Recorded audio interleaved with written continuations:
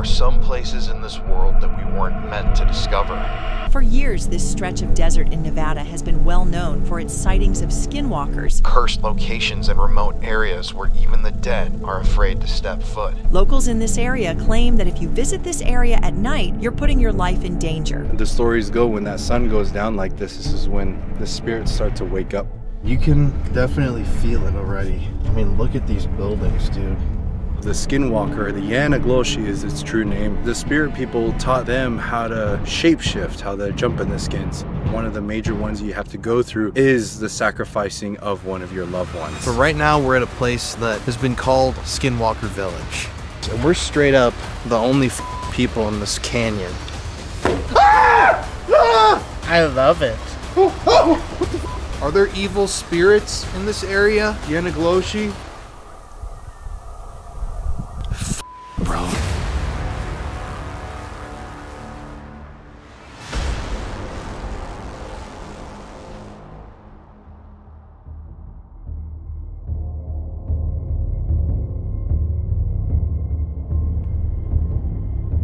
In May of 2025, Connor and I set forth into the Nevadan desert in search of skinwalkers. The location we were headed to is known as Fort Churchill. It's a pretty infamous place in Nevada history. In this video, you're going to see some things that will shock you. You're going to hear some stories that will disturb you. And you might just see the proof of skinwalkers that you've been searching for. This investigation was terrifying. We were all alone, out in the middle of nowhere, in the middle of the desert, surrounded by the pitch black of night, in an area supposedly haunted by some of the most evil beings known to man, the Skinwalker. Driving out there that evening, I couldn't help but notice how desolate the area was, how cut off it seemed from the rest of the world. And once we got out of our vehicle, we noticed something else. It was completely silent, too silent. That evening, we were investigating Fort Churchill in Nevada. Today's video was brought to you by the team behind the upcoming horror film Weapons. I don't think I've been as excited for a film in a long time. Check out the new trailer now. This is a true story that happened right here in my town. One night, 17 kids got out of bed, walked downstairs, and into the dark. A lot of people die in a lot of really weird ways in this story. You're not gonna find it in the news. Rewatch it. Rewatch it. Rewatch it. New trailer online now, rated R.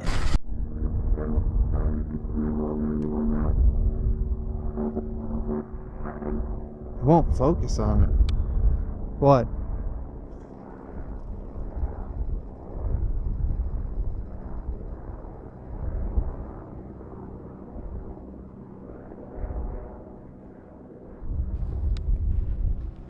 I mean, that's kind of weird though, right? What? A police chopper out here? Like, what the f? We aren't near any town or city at all, dude.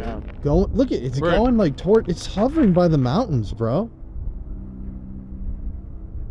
You think it's a rescue team?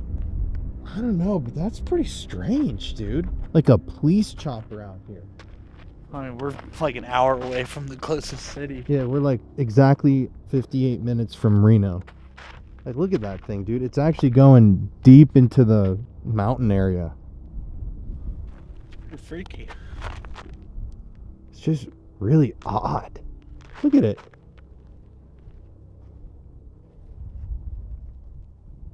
It's so silent out here. But look at it. It's still... The camera's not focusing on it. But there it is. Hey guys. It's me, Connor. Sorry for the shitty quality on the cameras this trip. I left one of the camera bags at home. Yeah, so I've had to get creative. We did some back of the car B-roll because we don't have a drone. We don't have our other camera. But right now we're at a place that has been called online Skinwalker Village. But this is Fort Churchill. So, briefly before we investigate, a little bit of history. In the mid-1800s, the Nevada desert was a crucible of conflict, where the relentless sun scorched the earth and tensions between Native Americans and settlers simmered. The Paiute, Shoshone, and Washoe tribes had long thrived in this harsh landscape, but the 1859 discovery of the Comstock lode brought a flood of miners and settlers in, hungry for silver and gold. These newcomers to the area cut down pinyon trees, vital for the Paiutes' food supply, and claimed water sources as their own, which pushed the tribes towards starvation. The fragile coexistence between the new settlers and the local indigenous peoples shattered on May 6, 1860, at Williams Station, a trading post along the Carson River near Fort Churchill, where the proprietors and owners of the store committed a heinous act, kidnapping and assaulting 2 young Paiute girls. Enraged, a band of Paiutes and Bannocks descended upon the station and forced 5 men, Oscar Williams, David Williams, Samuel Sullivan, John Fleming, and a man named Dutch Phil, inside of the building before setting it ablaze. Their screams swallowed by the flames as the burning heat consumed their bodies. The smoldering ruins of Williams Station marked the beginning of the bloody Paiute War, a conflict that would bathe the region in blood. This act of retribution was a spark that ignited an absolute firestorm, drawing the attention of settlers and the U.S. Army alike. The news of the Williams Station massacre spread like wildfire through nearby Virginia City, where fear and fury gripped the mining community. Major William Ormsby, a prominent figure, rallied a volunteer militia of 105 men from Virginia City, Carson City, Genoa, and Gold Hill, determined to punish the Paiutes for that massacre at the trading post. On May 12, 1860, the militia marched toward Pyramid Lake under a blistering sun, their horses kicking up clouds of dust that stung their eyes. Poorly armed and disorganized, these men were unaware of the trap awaiting them. As they pursued a small group of Paiutes into a narrow ravine along the Truckee River, the air erupted with war cries as 200 to 300 Paiute warriors, led by Chief Namaga, sprang from their hiding spots among the rocks and sagebrush. Arrows and bullets tore through the militia, and chaos reigned as men crumpled, their blood spilling and pooling into the dry earth. Major William Ormsby fell early, his body only one among the 76 lifeless militiamen that ended up scattered across the battlefield, while the survivors fled in panic, pursued for 20 miles through the desert by the relentless and bloodthirsty Paiutes. The slaughter at Pyramid Lake sent shockwaves through the territory, prompting settlers to demand federal intervention to quell the indigenous uprising. Colonel John C. Hayes and Captain Joseph Stewart assembled a formidable force of volunteers and regular army troops, determined to crush the Paiute resistance. On June 2, 1860, in what's now known as the Second Battle of Pyramid Lake, these groups clashed with the Paiutes along the Truckee River, killing approximately 160 indigenous warriors and forcing the survivors to scatter across the Great Basin. And in order to prevent further conflicts and help secure this region, the United States Army then established Fort Churchill, where we were investigating that evening, in July of 1860, along the Carson River. Named for Inspector General Sylvester Churchill. Built with adobe bricks, the fort boasted barracks, officers' quarters, a hospital, and other facilities, housing up to 200 soldiers who guarded the Pony Express and telegraph lines. The fort's imposing presence stood as a symbol of federal authority, a bulwark against the chaos of the frontier. The fort's construction marked a turning point in this conflict between the settlers and the local indigenous tribes, as the United States government suddenly asserted their control over a land torn by violence and stained by blood. Life at Fort Churchill was an absolutely grueling ordeal, where soldiers faced the unrelenting desert climate, the heat, the cold temperatures at night, and the ever-present threat of attack. Scorching summers gave way to freezing winters,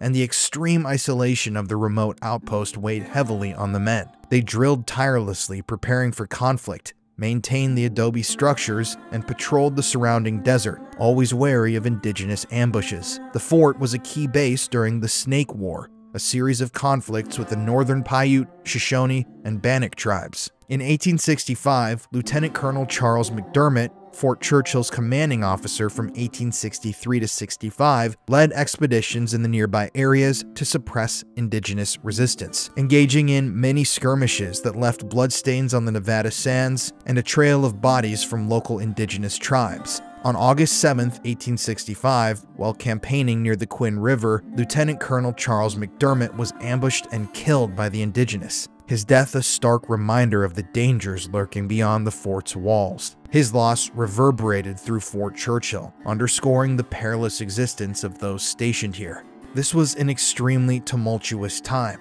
The indigenous people didn't want these men here, they didn't want this fortress here. And yet, the settlers who had recently arrived in the area had established this fort specifically so that they could squash any rebellions that may arise in the indigenous communities.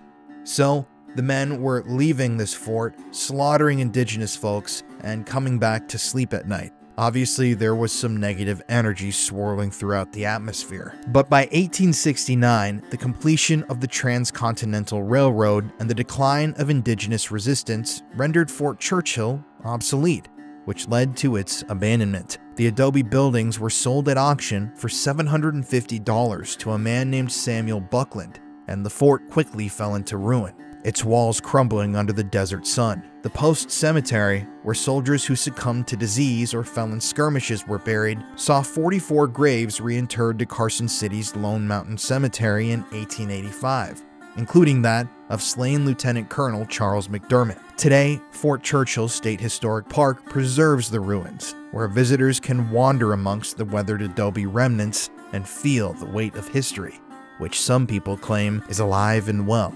Interpretive signs and a visitor center recount the tales of conflict and sacrifice, offering a window into a turbulent era. The park and the remaining adobe structures stand as a haunting testament to the bloodshed and cultural clashes, imperialism that shaped Nevada, a silent witness to a frontier forged in blood and fire. Fort Churchill's legacy endures throughout the bloodstained history of Nevada, a reminder of the cost of westward expansion and the lives lost in its pursuit. And like I mentioned before, 44 graves were reinterred, taken out of the Fort Churchill property, and moved to another cemetery. So that means that there were at least 44 men who died at the fort. I couldn't find any information about who they were, how they died, or what exactly happened. But as you can imagine, life at this fortress was incredibly bleak. They were disconnected from the rest of the world, the weather was harsh, I'm assuming the food was terrible, and there was the constant threat for these men of attack.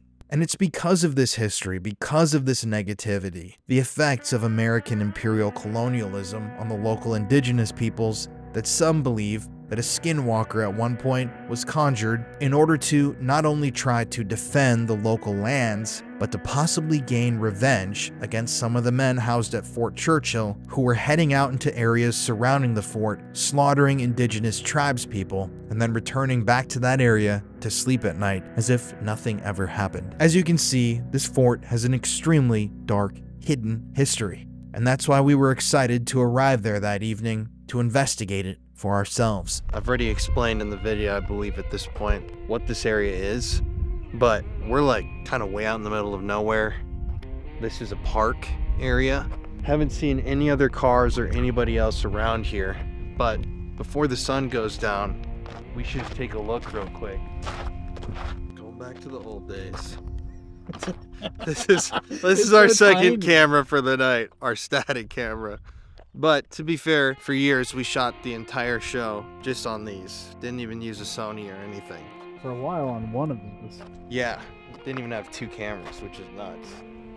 But this is the cemetery here.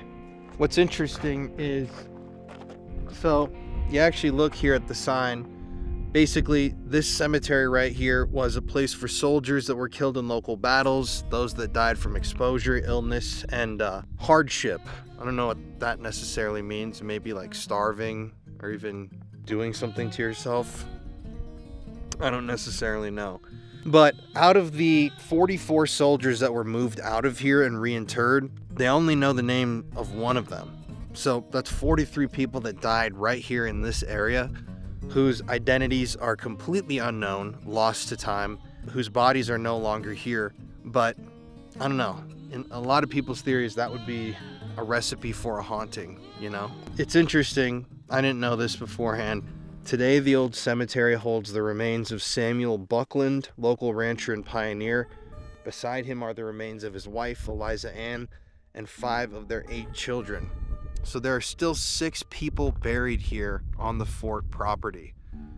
I just find that interesting that they don't know the names of 43 of the 44 soldiers who were moved. These men / women, I don't know what the gender makeup was of those people. They died here and their names were forever forgotten. Their tombstones had worn away too much.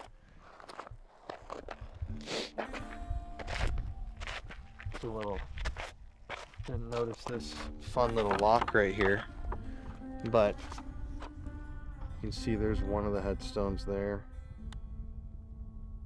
Oh, unknown soldier. Interesting. So I don't get it. Is there an unknown soldier buried here?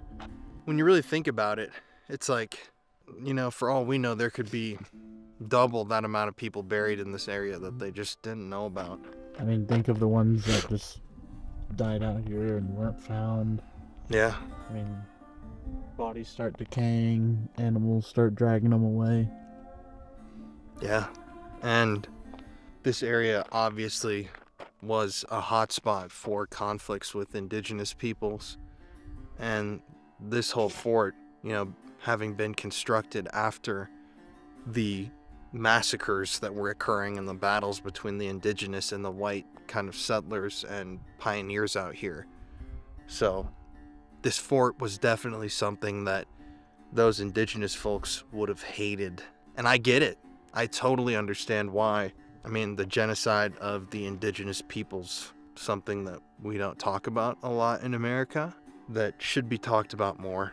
But it is interesting because there are these allegations that this area could be a hotspot for skinwalker activity, but there's also... What was that? Explosion almost. I know, like a deep boom. There's 44 people who died on this property recorded, and then the rancher and his wife and the 5 kids, so that makes 51 deaths right here on this land. So whoever's out here, if you're in the cemetery, if you're out here and you can hear our voices, we're just coming to speak with you. We want to talk to you and we want to hear your stories. So please try to come talk to us this evening.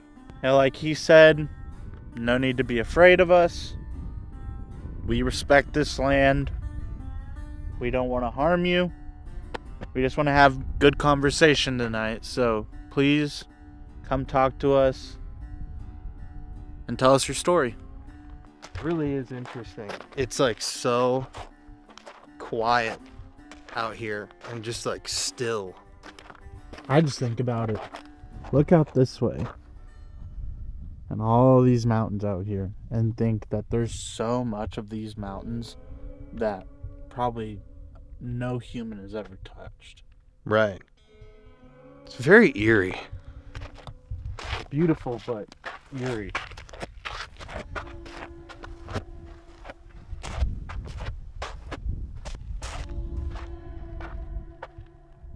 What? Did you hear that? It sounded like that, like crinkling. So I thought it was like footsteps or something. Scared. Look, yeah, here's Oh, Sam Buckland. Samuel Sanford Buckland, Eliza Ann,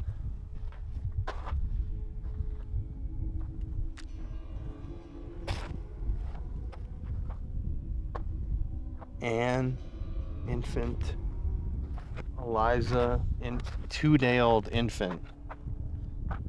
That's sad.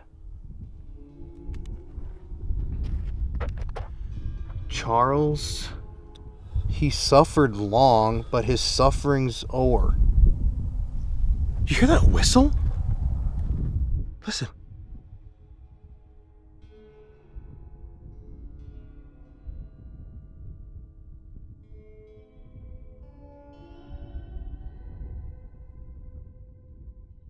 That was like a straight up, like, I don't know.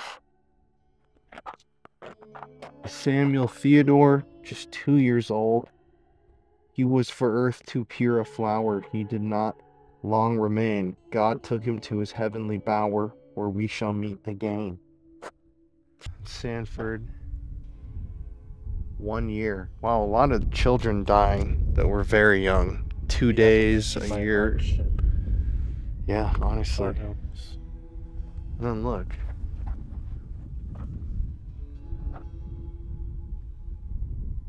Daniel Burrier. Who's he? I don't know. Didn't say anything about him on the sign. Well, at least I don't think he did. I think it's time we should head over to the village. I agree. It's always crazy to me to think there was a lot more going on at the time, but people coming across America, starting on the East Coast and coming all the way through and seeing how much of the landscape across America changes. I mean, like, you go through Midwest and like all Central America and it's just flat, and then you come out here. Just imagine trying to find your way across this before there was any roads or anything. Yeah, it had to be like, what the f? Just like you're going until I guess you hit water. Yeah. They're from New York. What the f? Ah, yeah, see? I haven't seen water for years. I'm sure that's exactly what the settlers were saying. It is. Wow, it is pretty though. Look at that. It is pretty. Before we get any further, we need to talk a little bit about skinwalkers. About a year ago, I interviewed a friend of mine who has had personal experiences with skinwalkers himself, and I feel that it's important that we get into this interview before we get into the rest of the video, so you really understand what a skinwalker is.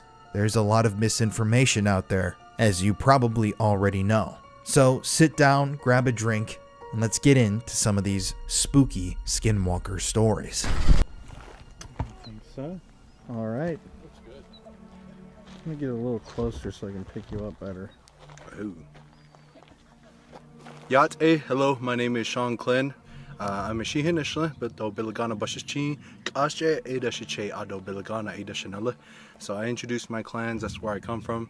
I'm Navajo, I'm Diné from the Navajo Nation, so I come from up north of where these mountains are here and everything. So I was asked to come do an interview here to kind of shed some light on some of the darker beings that hail from our lands up north, as well as maybe have trickled down to the beings here, or the tribes that are down here more to the south, the Apaches as well. So the stories and lore go back of the Skinwalker. The Yanagloshi is its true name. Throughout the years, Yanagloshi comes out to the terms in English of jumping the skins. So these are essentially, a long time ago, they were medicinal people that used to go to sacred mountains, just like this one that's behind me here. In our Navajo Nation, they needed to travel to the 4 sacred mountains really quickly. So to be able to perform a bundle ceremony, which is a sacred ceremony that's used to be able to make these bundles that provide protection for certain family members as well as the tribe and kind of the clan itself. Now, for this ceremony to work, they needed to traverse the land in 4 days. So they needed a quick way. This was before vehicles, helicopters, or anything like that was available. So the spirit people taught them how to shapeshift, how to jump in the skins. Now, it was used for good back in the day, but with goodness always is followed by evil. So goodness and evil both come hand in hand. When it comes to that, you know, they're throughout time, you know, it's a very, very long process to be able to learn how to shapeshift. It takes years, decades to be able to learn how to shapeshift in the good way, to be able to call upon the songs, call upon the spirits, and to be able to shapeshift into whether it be a coyote, whether it be a deer or a cougar or any other animals that were readily available up there in the tribes. But evil kind of came along to some of the weaker minded medicinal people in training and told them, it's like, okay, I could teach you how to do this in a quicker way. So they told them, you can learn how to do this in a very cut decades out of your training and be able to learn how to do it quickly.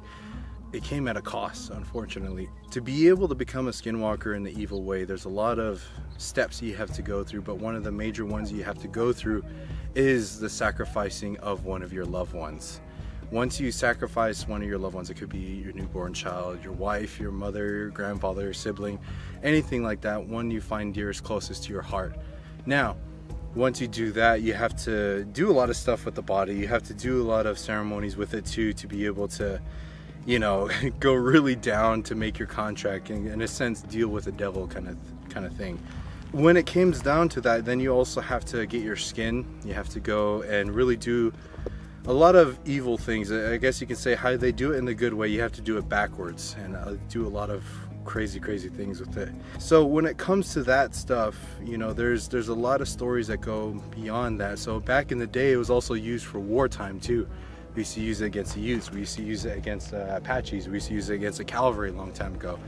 But as kind of time went on, you know, a lot of the good medicinal people started passing away. That's where the wars of medicinal people kind of started happening. You know, that's where a lot of the good medicine men were starting to get killed off by evil medicinal people as well. So that's where you kind of started to see a lot more of the evil skinwalkers kind of taking more of a foothold in the Navajo Nation. Toward modern day, there's definitely not as many, but I can definitely tell you, all you viewers out there who are from the Navajo Nation probably have a story of you living out in a rural area. Nearest neighbors like 2-3 miles away. You're living in your hogan, no running water or electricity. Middle of the night, you hear something walking on your roof. You hear scratching and all that on your door. So there's a lot of those stories that in modern day kind of run around and all that. So you'll be running around, you'll be driving on the reservation and you see these dark things. You hear their dog whistles, you hear them coming around. So that's one of the things, is it's very and there's a coyote right there as I'm talking about this. So, you know, it's one of those things that, you know, even kind of us talking about this, whenever they say in our tribe, it's taboo to talk about them. But when you talk about them, it's, in a sense, you're making a line of communication. In a sense, you're praying to them. Without you kind of knowing, you're opening up that line of communication. That's how they know. They perk up their ears and they hear you like that. They hear you kind of coming around and doing this stuff. So then they'll come to your house. They can witch you. They can kill you. They have this, they're also called grave robbers as well. So they go to a lot of these cemeteries. They go to some family members. They dig them up. They get their bones, whether that be skin or decay, whatever state the body is in. And then they'll grind up the bones. They'll use bone knives, bone darts, or bone ash. They call it washtet. And then they have the ability to paralyze you as well. So when it comes to that, you know, you'll be sleeping in the middle of the night, they'll paralyze you, then they'll put that bone ash on you. And they say if you don't get a ceremony soon, you're going to die of a curse like that. To be able to inhale a human body like that, it's going to get you sick and kill you. So that's one of the things, is like going to war, going to bat with these guys. You know, you always have to say, you don't talk about these guys, but there's always the second part to that, is unless you know how to deal with them. So that's why, like me, myself, and my brother, and then a few other warriors from our tribe, we know how to go against these beings. We know how to protect ourselves. We know the songs and ceremonies to go against the evil prayers, the songs, the curses that they put upon us. So that's why we're able to kind of talk about these beings and everything. Like I said, there's a possibility, mainly they'll be in the Navajo Nation, but there are some who have, I guess you can say, are relatives or married into other tribes, such as this land down here in the Apache lands.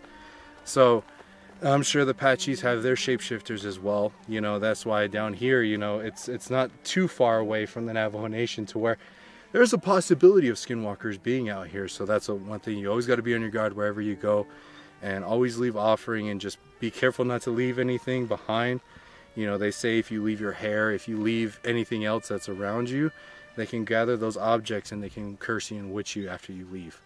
So that's kind of one of those things. It's like, you know, you would see like a lot of these social media things talk about skinwalkers being all the way in the East Coast, and it's just like, not really. Kind of don't really think it would be a skinwalker. Yeah, there's shapeshifters all over the place, but a skinwalker is a very specific type of shapeshifter. Each tribe, each race and nationality have their shapeshifters and everything. So I encourage you all, wherever you are, you look up whatever religion or race or tribe is in your area. Ask them. You know, I'm pretty sure they have their names. They have their stories and their origins of where those shapeshifters come from. But that's kind of not so long, or not so short, but rundown of what Yanagloshis are. So, have you had experiences with them? Oh yeah. It's kind of weird to say. I don't know if you guys are kind of like spiritually sensitive to things, but normally when the stories go, when that sun goes down like this is when the spirits start to wake up and everything. So that's why you heard the coyote. And then I don't know, I heard like I had like a little tinnitus. So whenever you have like tinnitus like that, they say that's when spirits are kind of talking with you and everything like that. So yeah, dude, that happens all the time in our videos. Yeah. Where you say, oh my God, my ears are ringing, and then something will happen right then. My brother is a medicinal person in our tribe, and he kind of deals with the more darker side of beings, and whether that be, you know, skinwalkers, demons, if you say in English, kind of darker beings like that. So we used to go to homesteads whenever people would be having these beings kind of affect the family in that way. So we were called out to actually one of our relatives' homestead in northern Arizona, near Page, Arizona. And they told us in this place there was a shack that belonged to one of their grandfathers that passed away. And they always kind of felt something weird about that shack. And they tried asking other medicinal people, hey, can you come and, you know, do a ceremony or prayer to kind of chill out the energies are in there. But for some reason, all the medicinal people would turn them away. They would say, no, that's too dark, that's too evil, I'm not going to go in there. So they called upon us, and we went to go check it out. And this was at the very, I'd had to have been like 14, maybe 16 years old when I was going out with my brother at that age. And this one was really creepy because this was one of my first times. My brother told me, he's like, there's possible skinwalkers, Yanagloshis out there. So I would always hear stories, you know, we kind of trained to be able to go against these beings. And so it's like, okay, this is, you know, this might be the real deal, so be ready. So, okay. So we show up at the house, and the sun was setting just like how it is right now. And we do like a little bit of scouting recon, and we check out the house and everything.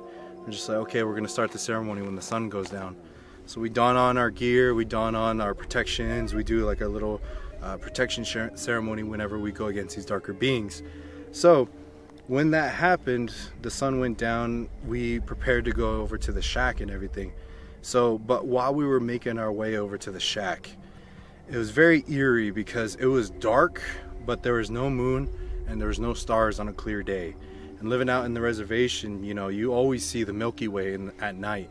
And it was very eerie because there was just an ominous feeling of darkness surrounding you. So that's what my brother said, you know, it's just, this is one of those things to be able to bring fear inside of you. That's what these evil beings feed off of, is that fear. So always stay strong with your prayer and who you are as a person. So I said, okay. So we make our way over to the shed, or the little shack that was there. He told me to wait outside because I wasn't properly trained to deal with cursed objects at the time. I wasn't able to handle them and how they, if they were to jump on me and affect me in that way. So he told me to wait outside. And how they described it, how they told me, is when they opened that door, they saw 3 chests stacked up, like luggage chests. If you can imagine, like early 1900s, kind of 50s leather chests that had like brass fittings on the sides and everything. So they looked in there, and that's all that was inside of it. So the first chest that they opened up, you know, was just some normal clothes, everything like that. And when they put that chest to the side, my brother told me he felt some real dark energy in the next 2. So he looked at me outside the doorway, and what was very creepy about it was because there was no electricity out there. So we parked our vehicles to face the shack. We turned on our headlights, and that was like the only light that you could see. So being in my perspective, you're standing here, you're looking in a truck with its lights blaring at you. You can only see at the rim of the light right there. You can't see anything beyond that.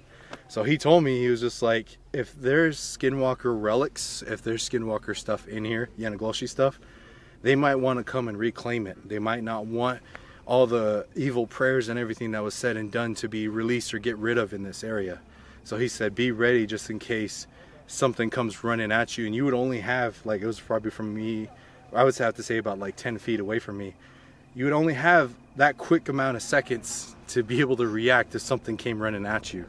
So me being one of my first times going out there against Yanagloshis, I was nervous. I was I'm not gonna lie, I was kind of scared. So as they make their way to the second chest that was right there, they opened it up, and you hear a creak kind of open it up. It was really old rusty hinges. And when they opened it, you heard a woman scream, and there was no women in our party at that night. It was just the two homeowners, and normally the men folk kind of go out and handle the evil and darkness that's out there.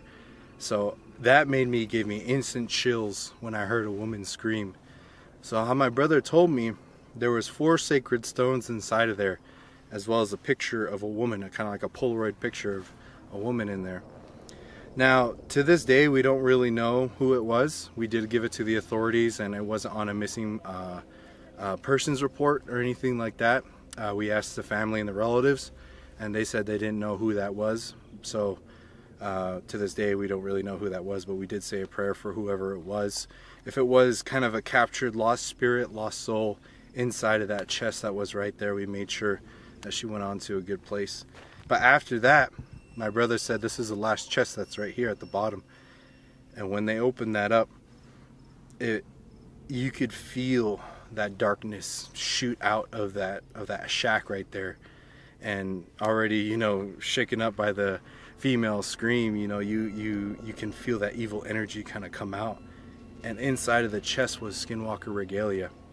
So there was the skins inside, there was the antlers that were inside, the weapons and washte that this individual would use when he would go out and skinwalk and everything.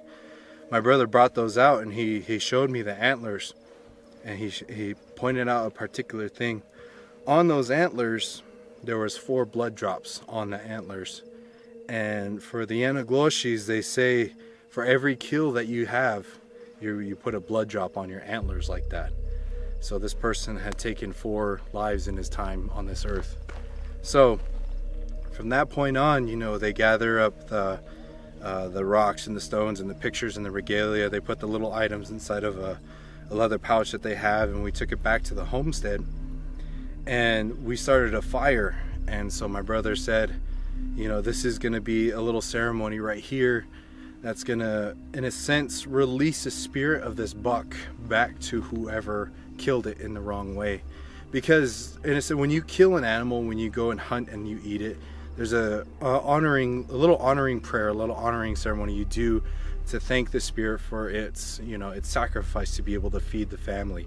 But the Skinwalker and Yanagloshis do the opposite of that. So this spirit had a lot of angst toward its killer and everything. With that, my brother said, when we do this ceremony, these beings that are around, they might want to come and stop us because they know what ceremony we're going to be doing. While we were getting the fire set up, I remember I was chopping wood, I was getting it all ready, and the sun was, mind you, the sun was already down, it was dark, and you start hearing dog whistles. And dog whistles you hear like psss, and the dogs would start barking because they sense those evil Yanagloshis around. Once they did those dog whistles, the dogs shut up. They didn't say anything, they didn't bark or nothing, and that's how they can get inside of your home. That's when we knew we were on edge. And nearby that homestead was a canyon or a cliff face that was right there.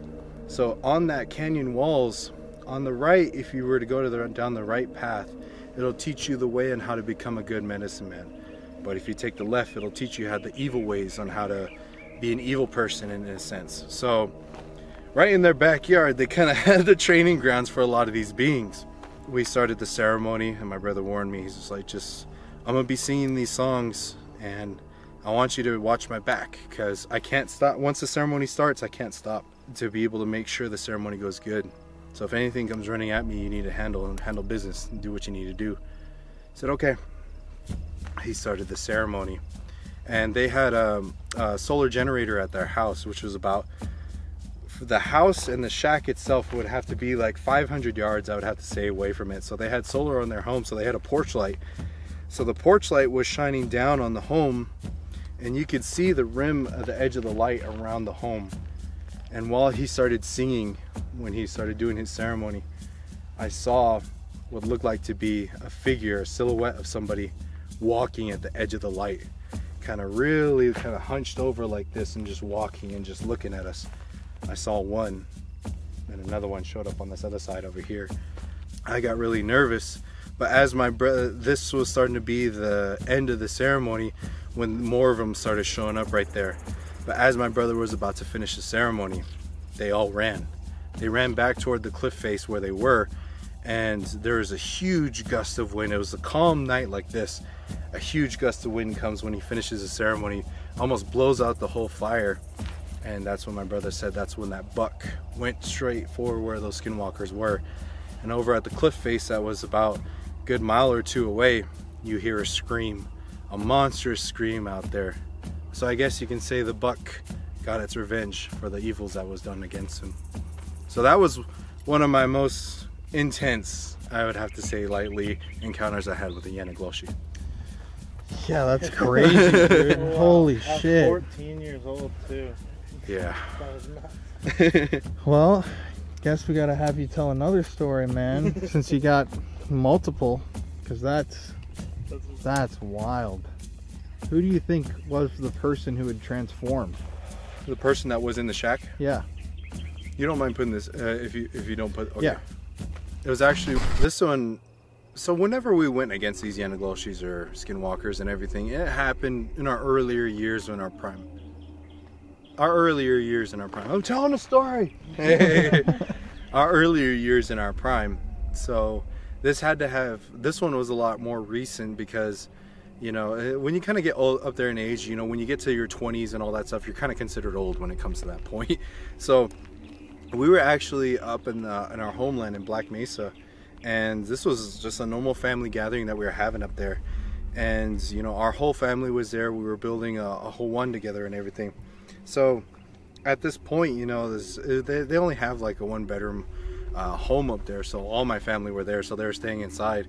So I was just like, you know what? It's a beautiful night. You see the stars and everything, you know.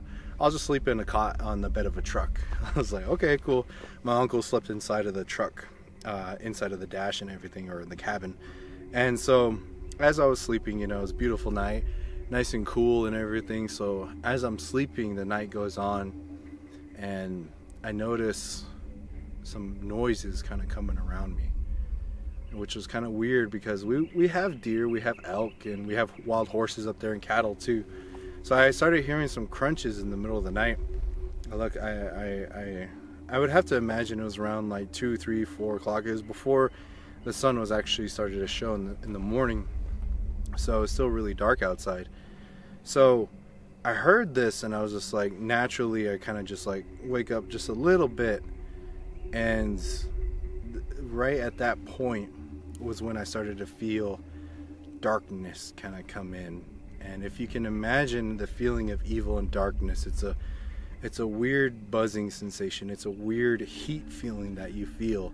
And like I said, it was a cool night, so I was just like, why am I feeling warm toward my back? I was laying on my side, and toward my back on the bed of the truck, I started feeling that. So that's when I woke up. My instincts kind of woke me up, and I was just like, I need to check out what this is. But as I got up, I couldn't move. I was like, F***. So when I tried, whenever I'm out there, I sleep with my weapons or my sword that I have.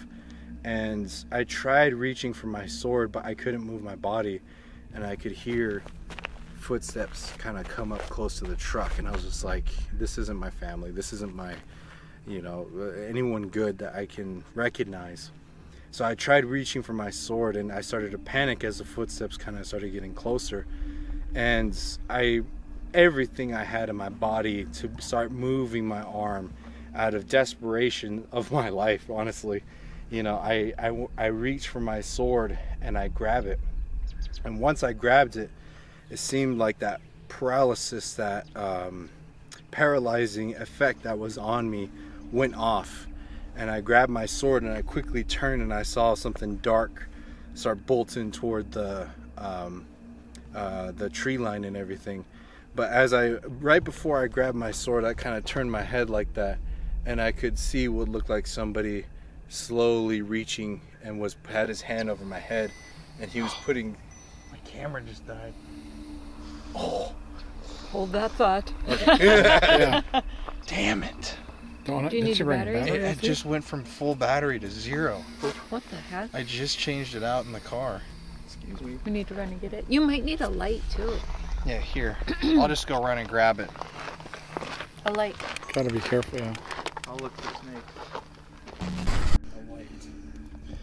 All right, man. Ran all the way back to the car. You can see it's noticeably darker now that we started filming.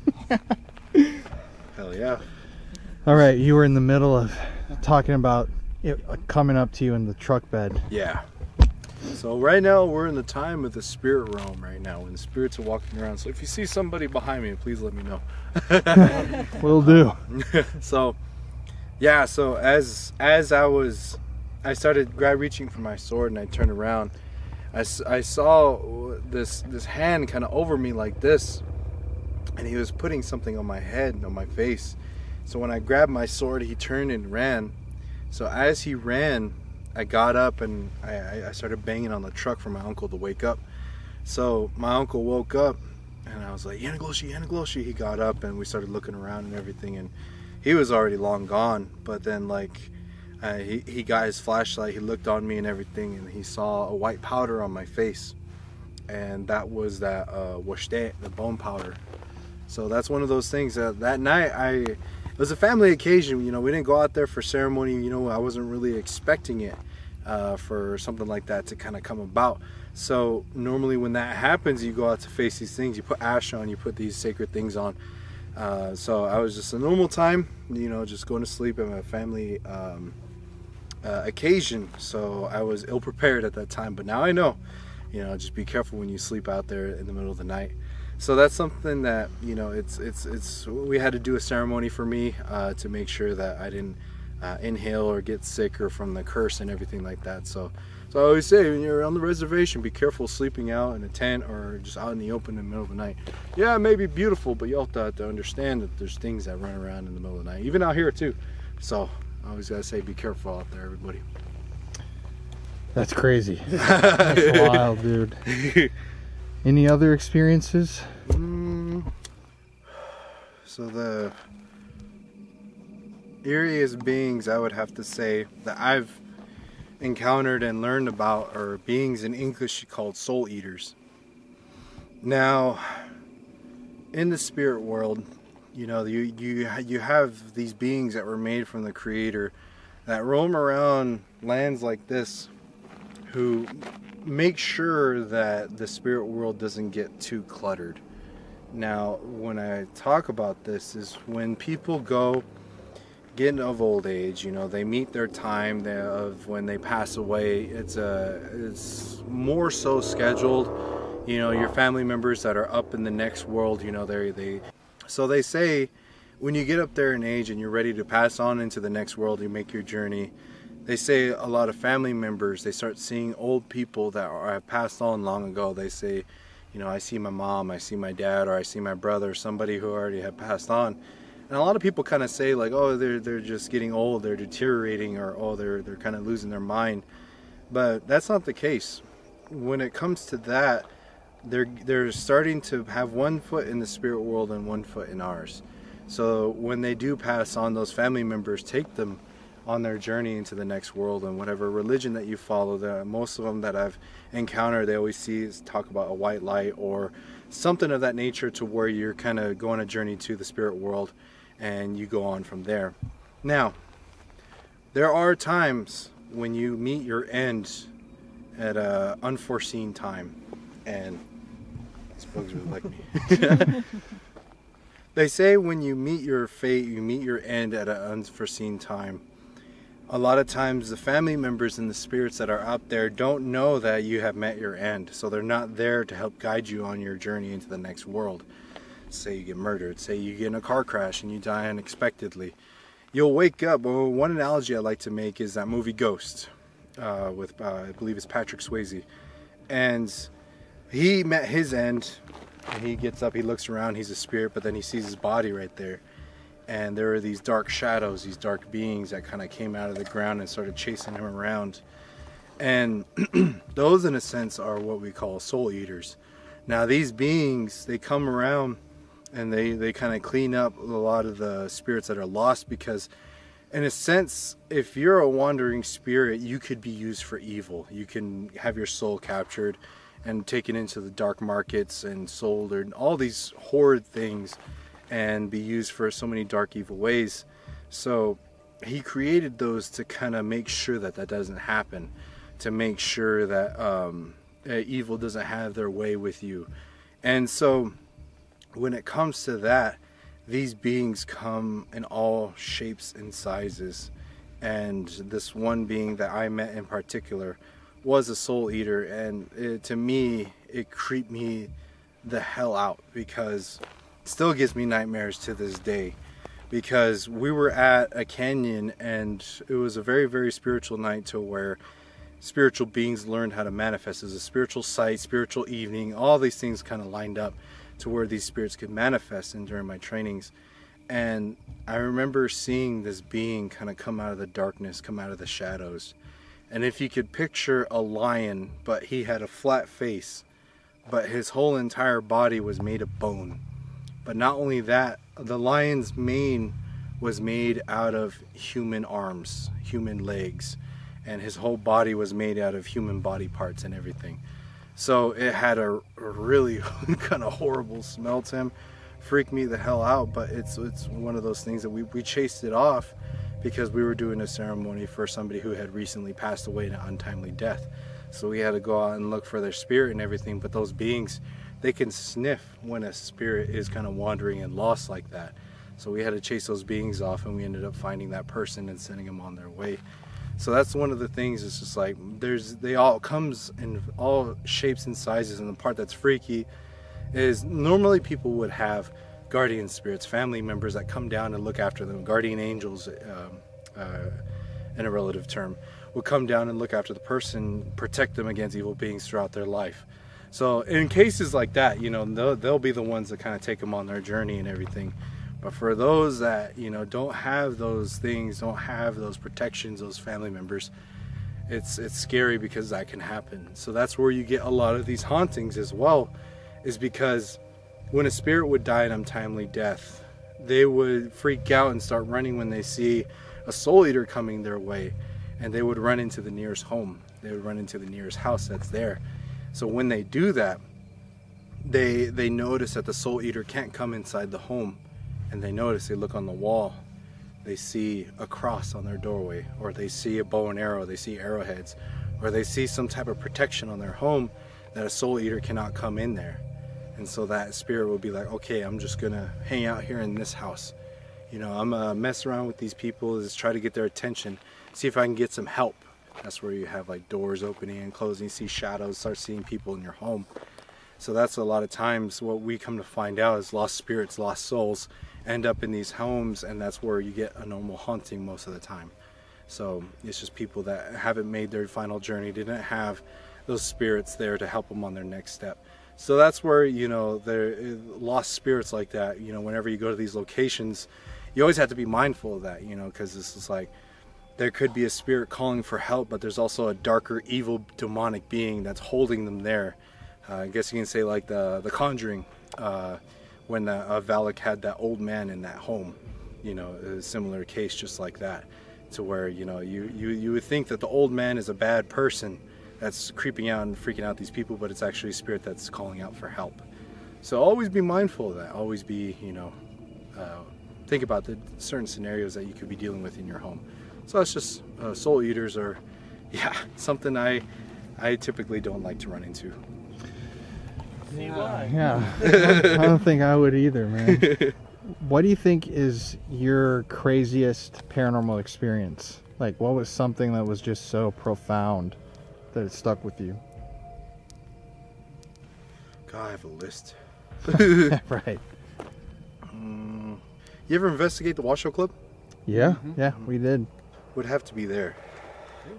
So we went up there for an investigation to go check out the Washoe Club, and this was during our times of investigating and everything. We had a late member who passed away a couple of years ago. His name was Pataya, who was there at the time as well. He had type 1 diabetes, but dude was the strongest guy out there. But we would notice that when we would go to these locations that the darker beings would kind of play and affect him and his diabetes that he had in his body. While we were there, we were up on, I believe, the second floor in the doll room, if you remember that room. Mm-hmm. So we were in that room, and this is by far, Washoe Club was one of the craziest places that we've been to that had the most SB7 communication that we've had. or at least the most violent, I would have to say. So while we were there, he started getting affected. He started feeling kind of sick. So he asked if he can go outside and just chill by the truck, and we're just like, you have to ask the spirit if you can leave. And out of the doll, it was talking. It was just like, no, you can't go. And we're just like, he said you can't go. He's like, oh, I need to go. And then the doll got upset, and she was just like, I said stay.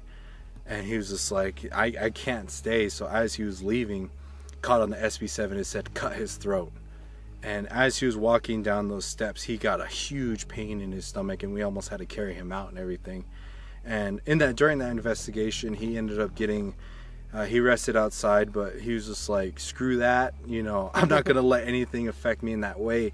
He came back in like the badass he was, and we went up to the red room, and he sat down, and that's when he passed out. He was unfortunately, he started going under possession. And so, but we were instructed by our spiritual mentors to let it happen. Normally when stuff like that happens, our crew goes to stop it, but we were tasked, as this was going to be training for us. We had to learn how to overcome the darkness and come out of it our own. So it was hard to watch him go through that, but he had to learn how to come out of it himself. And it got to the point to where we had to step in and intervene. When we were doing performing indigenous exorcism that my brother knows, crazy things started happening. So there was a door that's in there, and my brother said to open it, let the air come through. So we opened the door, and as he was doing the ceremony, you see that door go and slam, and it says, you're not going anywhere. So he ended up doing the ceremony. We got him back up and got him back to his normal self afterwards. But just, it felt like a whirlwind of energy coming in from the floor, out, so many different things all at the same time. And just to kind of be there and watch and everything, you would hear, you know, that being come through the SB7 talking about our family and real names. It gave him visions of his family too, of dark things that it would do if he took that home. So that's one of those things we were taught to learn how to break those connections, make those offerings at the end of the investigations to make sure nothing follows you home. Damn. Yeah. I feel every time you finish telling a story, we're like, damn. Every single time. I actually have one more, if that's okay. Yeah, of course. So, have you been to the Gila County Jail? No. Which is in Globe? Uh-uh. That place right there was one of the first times that we actually met an evil being that was more on the hellish scale, more of a demonish kind of being. And that one was another one that we had an encounter that was really great. SB7 experiences and responses inside of there. So much so, when we got to the third floor of the jail, you know, I myself kind of went under a brief possession, to where like I was standing there and I kind of just spaced out, and my mind kind of just went somewhere else. And we were asking questions on the spirit box, and whenever we go into these investigations, we don't announce that we're medicinal people. We don't announce that who we are in our background as far as for helping spirits. So that kind of gauges to the power, I guess you could say, the power level of these beings that are inside of these places. And that's why we never really use our real names. So my name that I would use is Sean Clen, Warrior of the Shadows. So if the being was able to find out our real names, who we are, where we come from and everything, that's when you know it's like, okay, we're dealing with somebody who's pretty skillful in their trade. So we were there, and I was kind of spacing out and everything. The SB7 spirit box came through my voice through the SB7, says, use that ghost ceremony. And that right there it was also at that same time our RIA light was really flickering and malfunctioning at that time. And like I kind of snapped out of it, and I was just like, everyone was like, did you say that? I was like, say what? And then they're like, use that ghost ceremony. I was like, no. You look at the footage, my mouth didn't move or nothing like that. So we were walking around, there's these spirits that were calling out to us and like, do you need help from this being that's here? And there's a being that's there called the Mad Hatter. And we would ask these spirits that are there, we're just like, are you stuck here? And it's just like, yes, we're stuck. And it's like, why haven't you moved on? And they would say, God has forsaken us. This demon put it in their mind that there's no hope There's no other, they can't get out or anything like that. And there's some places in this world that you are even cut off from God and the Creator, to where even the angels and those guys can't hear your prayers. Kind of circling back to the lost spirit thing, if you're in a home and all that other stuff and you're a lost spirit, normally you can pray to the Creator and they can come and help you. But there's some times when you get stolen by these evil beings, they'll take you at certain places to where even your prayers can't be reached out. It's so dark, so evil, that they can't hear your prayers. You're just completely cut off from the spiritual world. So that's where you kind of go more into the darker things of spiritual slave trade. Kind of like how we have human trafficking, there's the same thing in the spiritual world too. Spirits and souls are used as currency on that side of the spectrum. So this is one of those things to where you would have spirits call out for help, and you would have mediums and everything that would go in and kind of don't really know what they're doing. They would go in there and be like, hey, you're set free, you can go to God now.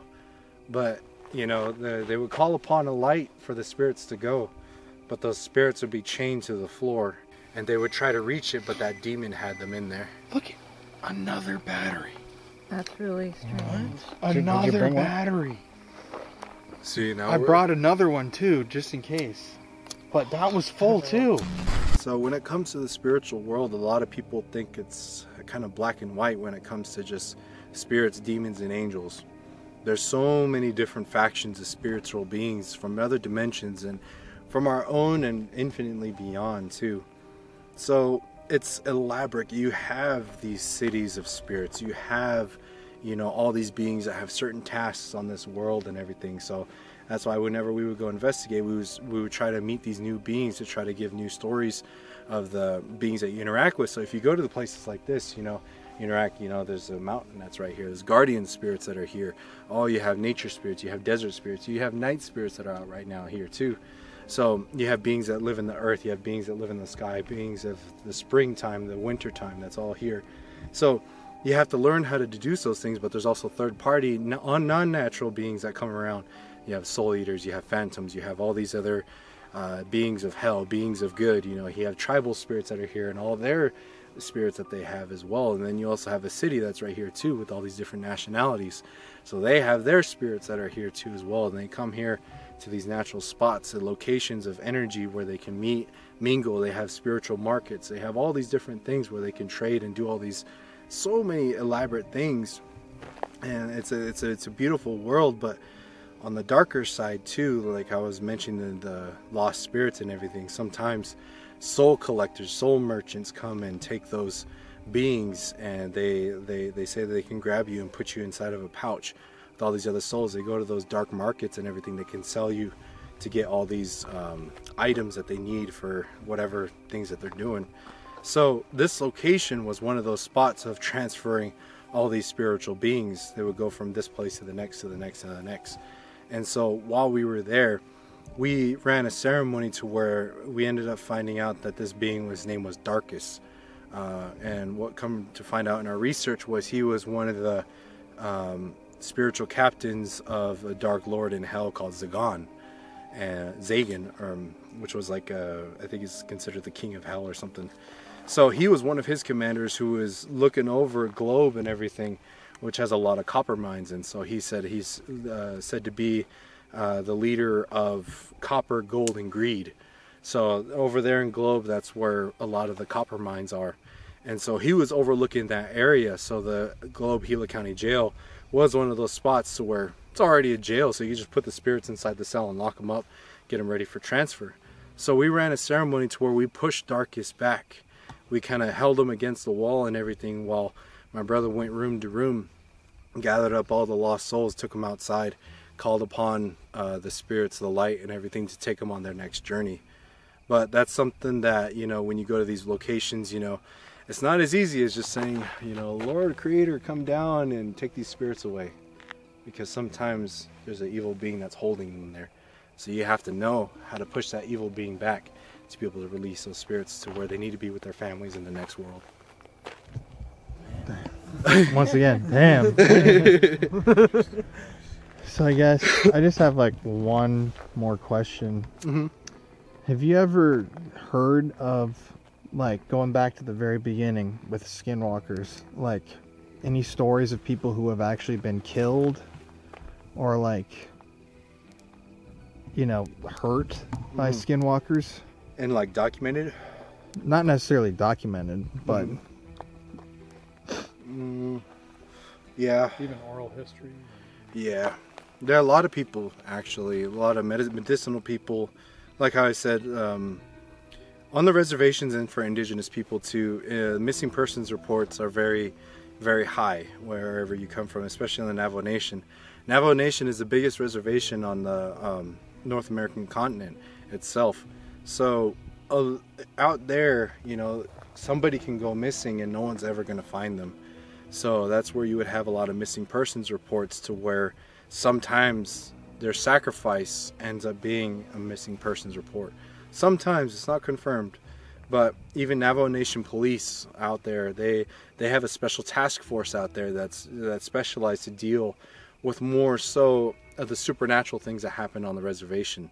So they're out there, they look for Bigfoot, they look for Skinwalker and all that stuff. Whenever people say, hey, they call the police, they have somebody running on their roof and everything, they'll send out that task force that goes out there to look for those things. So yeah, there have been people, unfortunately, who do die from Yanagloshi encounters. And then I guess, what would you like to dispel, like rumor wise, about like skinwalkers and kind of like all the misinformation that's out there? Because I've seen some videos that describe things very differently than what you are telling us right now. First off, skinwalkers and wendigos are totally different. That's one of the biggest things I always see in my comment section and everything. And you know, like how I said, if you're not in the general region of the Navajo Nation, you're probably not dealing with a skinwalker. There's been reports in Utah, Colorado. Our 4 Sacred Mountains go from Flagstaff, one in Flagstaff, two in Colorado, and one in New Mexico. So those are the borders of the Navajo Nation itself. So in the general region, you know, you'll run into skinwalkers and everything, but then also kind of down here too with the tribes that kind of mix with the Navajo as well. You know, you might run into Yanagloshis or skinwalkers, but if you live on the East Coast, Canada, Mexico, you know, you're probably not dealing with the skinwalker per se. There's a lot of similar beings that are out there, you know. A lot of people from Mexico tell me that there's a being down there called a Nahualis that's very, very similar. And so that's one thing that I love, is to be able to communicate with these people from different tribes, different races, different religions, and tell their stories of beings, where they come from. So like I said, do your research in your local area. You know, either a tribe or race or religion already has beings that's right there. It's very similar, but you know, there's always differences. So that's why I encourage people to go deeper into, you know, it's a shapeshifter, yeah, but we're also human.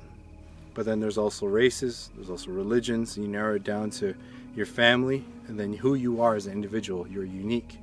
The same thing with the spiritual world. They have blends and all these other different things that you have to really deduce to be able to know how to communicate with them right. When you go investigate, you know, you deal with the soul eater, you can't just go up to him and be like, hey, how's it going? You know, there's a certain way you approach it. That's why in our investigations we had such unique interactions with these beings, because each being that you interact with, you have to go about it in a specific way to nurture who they are as an individual. So that's one thing, is just like, just do your research and just know there's more to the spiritual world out there, and just have fun, but be safe out there, everyone. Awesome, man. Well, after those spooky stories, we got to walk back through the pitch black darkness over there, right towards the coyotes or dogs or whatever the hell. Awesome, man.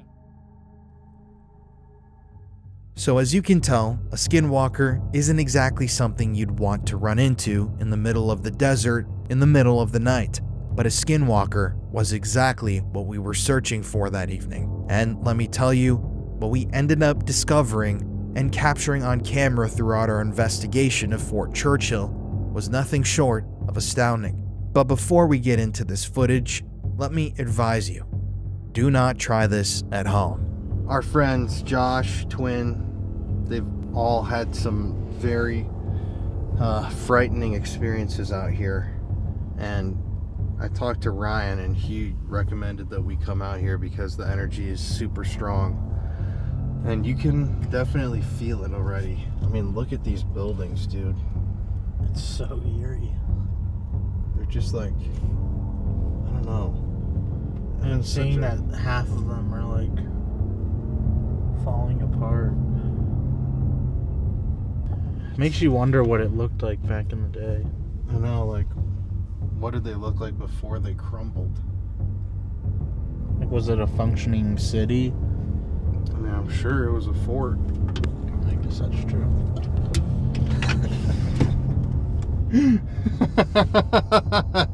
Was it a function? Fragile? What's fragile? I don't know. I don't even understand what that means. Well, let's do this thing.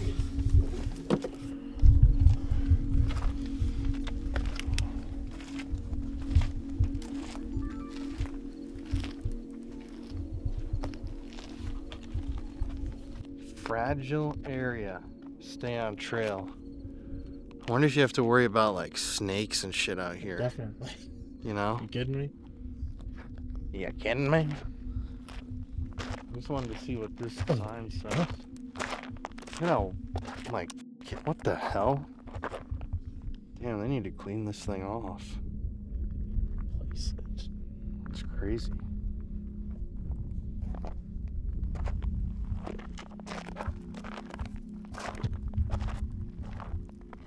I don't know, there's kind of just a strange vibe around here, man. I guess let's get the gear and make the walk in. Oh shit, when I just shine my light like this, I just flashed across a pair of eyeballs. There's definitely, I mean, there's gotta be some poisonous snakes around here. Venomous. Yeah, there you go. Give me like a good evil laugh. Oh, fuck. Holy shit.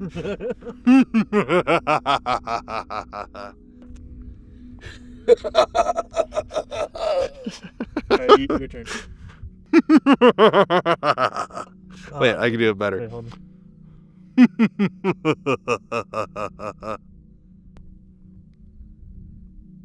Now this.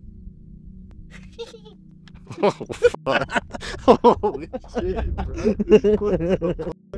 What I just captured on camera could be one of our most terrifying catches of all time. And in my opinion, this proves that there is a negative energy, a dark spirit that surrounds this area, and potentially proves the existence of demons.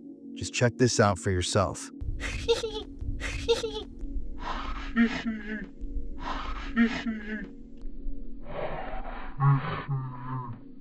At this point, it was time for us to head deep into the desert, into the darkness that is Skinwalker Village. We had no idea just how frightening this evening was going to get.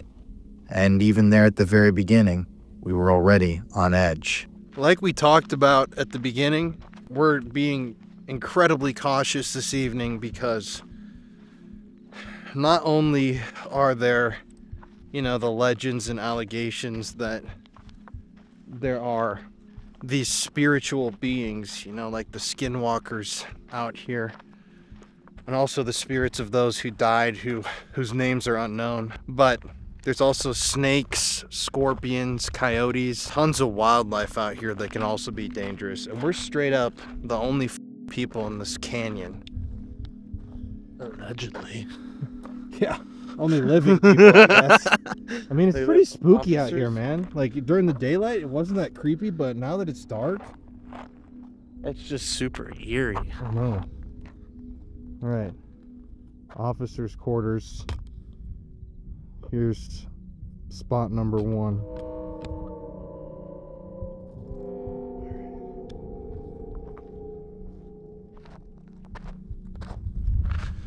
Yeah, I have a feeling that it's gonna be eerie as hell out here. The sky looks beautiful right now. I know, right? But dude, when it's pitch black out here, it's gonna be mad It's creepy. gonna be scary as Like, shit. these buildings are just eerie, you know? They're just shadows. Yeah, and they're not like your typical abandoned building.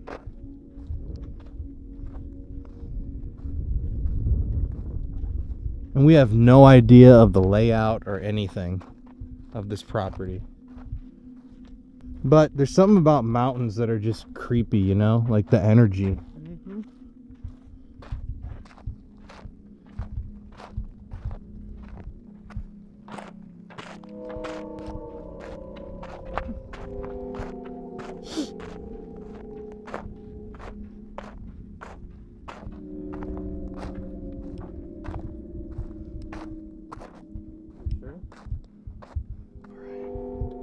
Yeah, it's kind of hard to even see. Let me see if I can turn. So, there's ruins now. Right here. These ruins right here. This is all mountain and just emptiness all the way down there. Look, the mess hall. This was like, there's a road that goes kind of right here. And we've seen one person go down it. It's like an hour or so ago, and they were on a motorbike. Motorbike. All right, well, here we go.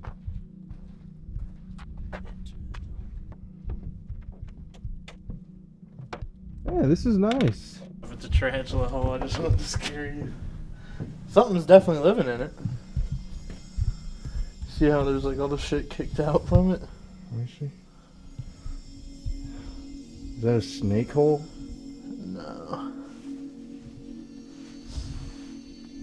What would it be? Like a mouse? Maybe. Let me see it again. Eerie. And they're all along this thing. Like the one right there. That one's big. That one right there. I think those are python holes. Yeah. All right, guys, so we're here in one of the old barracks where the soldiers who were stationed here would have been living. So assumingly those men who died would have been living here. I know that there's a hospital here that we're going to try and make our way to, but man, we've had some really unsettling stuff happen. Right when I said that, the proximity meter goes off. Jasmine.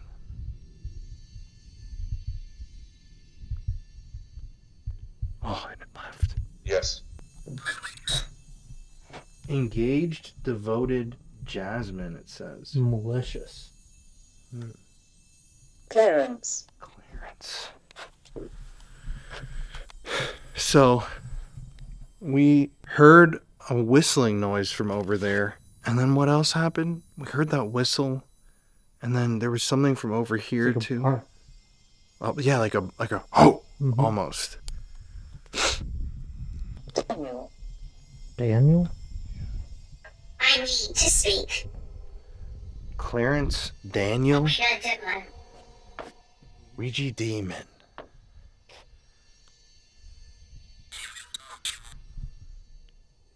He will touch you.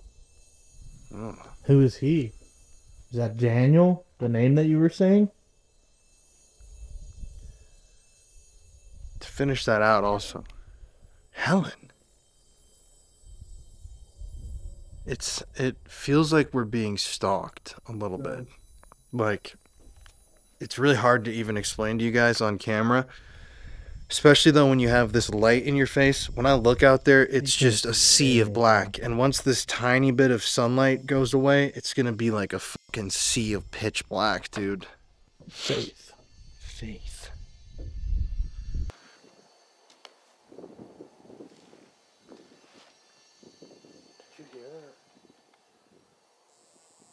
Was that the building?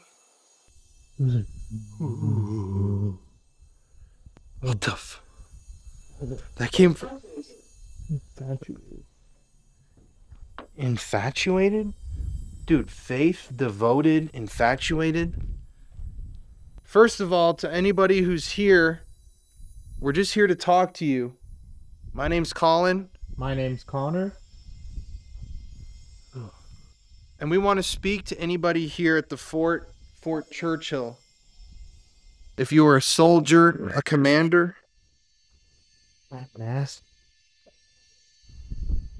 I'm nasty. Offended. We don't want to offend you in any way. We're just here to try speak with you this evening.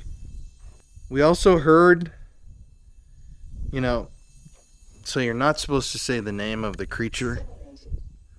And a lot of people think that these things go by Skinwalker, and that's the, you know, Americanized, Anglified, whatever, Anglofied. Which one was that? This.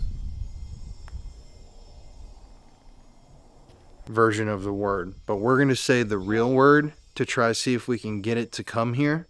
If there are any of these creatures out here in these mountains. But I'm going to bleep it out so that you guys online aren't exposed to this, because I know we have some viewers who have indigenous backgrounds. Oh yeah, you said you saw a light outside. Oh yeah, it was like right over here. I saw like a flash of light. Where? Like over here in this direction. Show it with the camera. You can't really see. And here's the corner of the building. And it was like right here. I saw like a flash of light, and it wasn't a firefly. It was like significantly bigger than a firefly. This thing just said intimidated as well. So, mortuary for the dead, soldiers. Nicholas, another male name. A lot of men here. So we're inviting any soldiers who were stationed here, any indigenous peoples like the Paiutes, any warriors.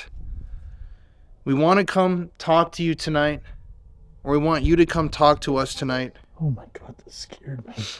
Revolted. Something doesn't want us here. I mean, honestly, do you think that kid, this is not even trying to be insensitive or whatever, but it's like, do you think that it could be indigenous peoples or spirits that are angry that we're here? Supernatural disaster. I mean, isolated supernatural disaster. I mean, if it is, certainly. Could be, I mean, we've gotten 2 patterns of words so far. A flame. Because, I mean, also, even if it's not indigenous spirits, remember this fort wasn't it built to, like, protect, like, gold prospectors and people like that? Because of indigenous attacks. We're coming in, they don't know us. Right. We're a threat to indigenous and the other people that were living out here. Yeah, we're not at all trying to do anything. What was that? What? It was like someone threw a rock up against the wall. I didn't hear anything. Really?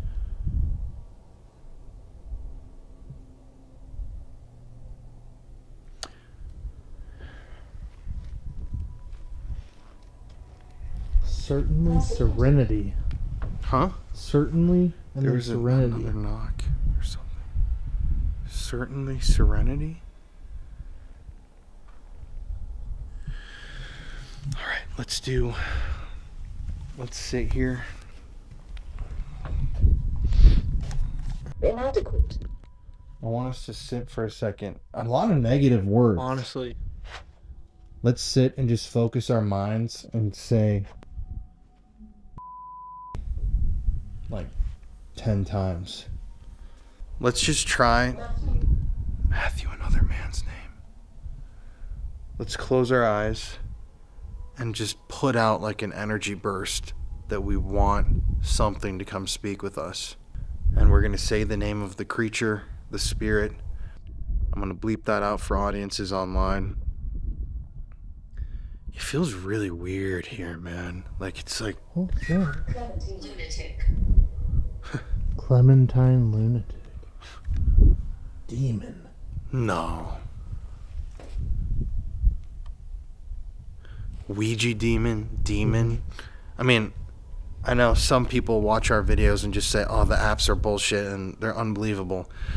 But we believe in them. That's why we use them.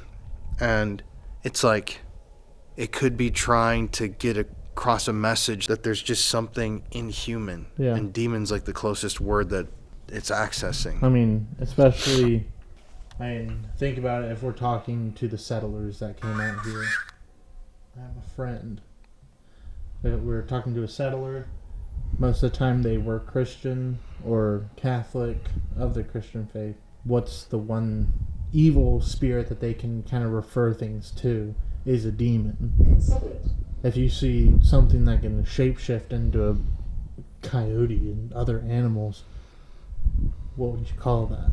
Demon. Right. That's the word that they know to get across. It's saying, I'm a friend, so it is like trying to warn us.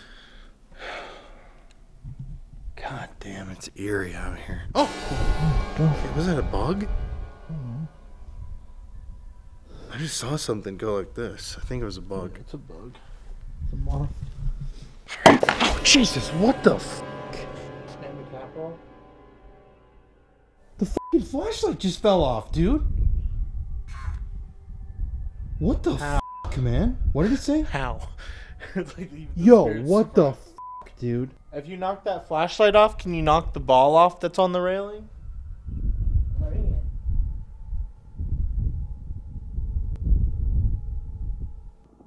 Or touch one of these lights in the walkway? That's so What the eerie. Oh, what? Oh.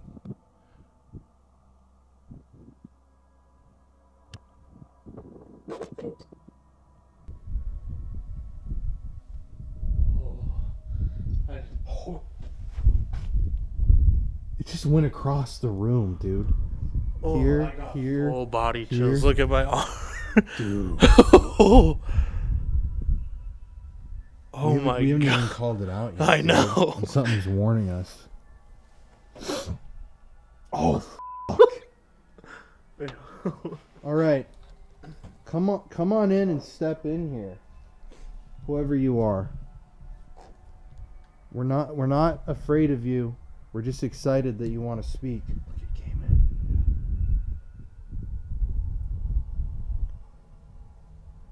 Oh my god, dude. That's that was f***ing creepy. Should we do this? Against better judgment, I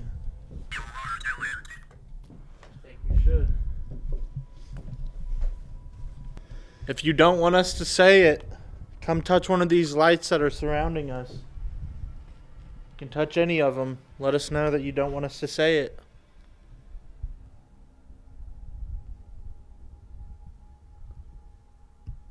Or if you do want us to say it, touch it now.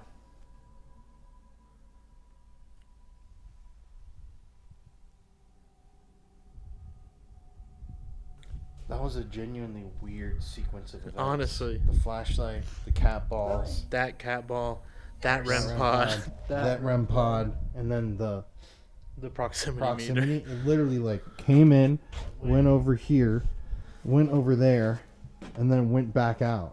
Like went right in between us. What did these devices say? Burst. Brian, Daisy, Francesca, annoyed. I mean, it was like a burst of energy. All right. Yeah, let's say it.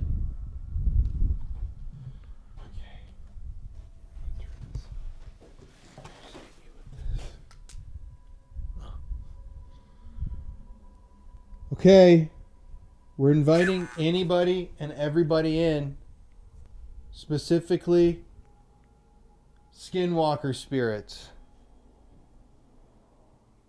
Let's say it together 10 times. 1, 2, 3.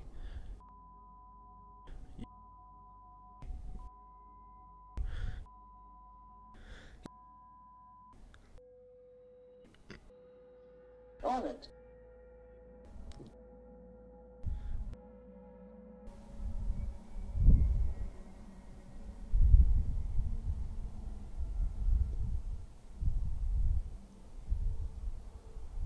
Reverberation of time.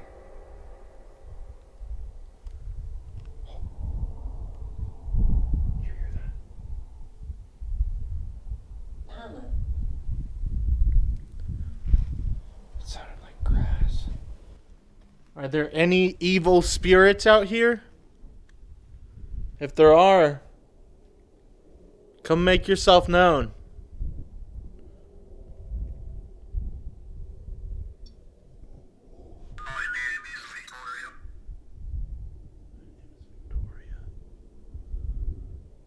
Evil spirits.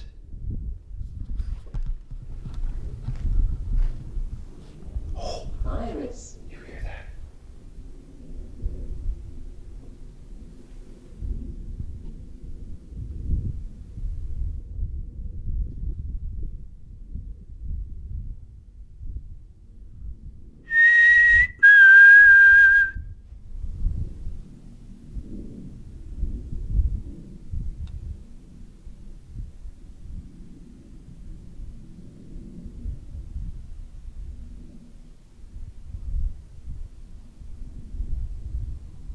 Call. Call? Call out? Oh.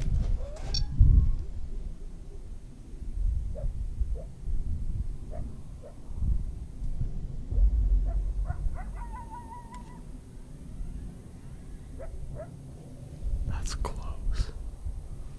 You hear there's something in the bushes around here. Shine your light out this way.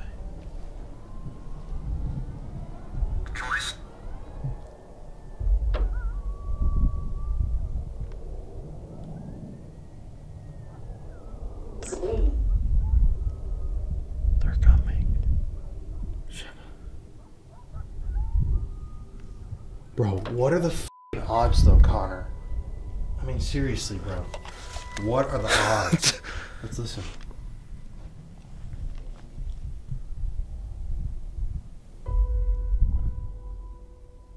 Haven't heard them all night.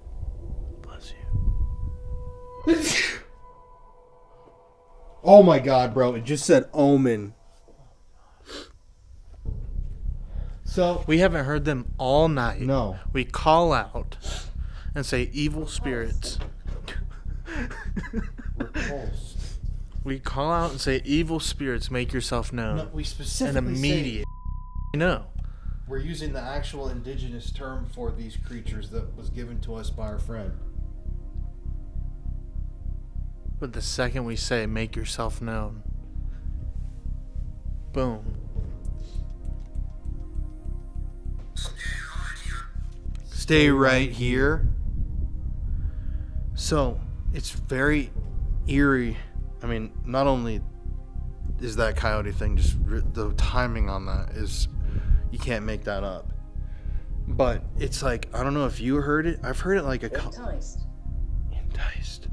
I've heard it a couple of times actually. It sounds like, but it sounds like literally right outside of this building. Like there's something. I heard it first over here, and then right here when we were hearing that.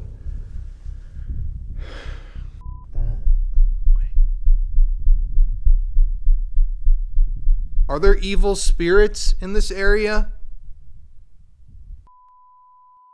Skinwalkers? Demons? Depressed. Depressed.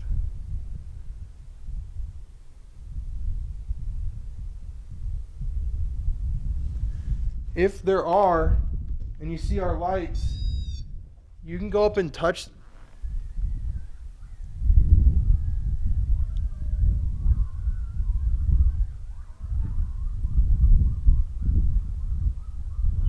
Forsaken. Forsaken.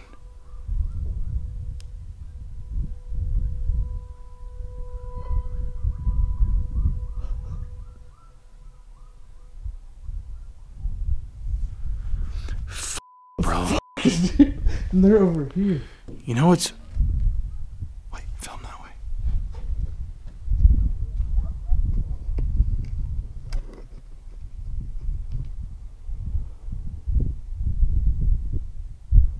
Cherished.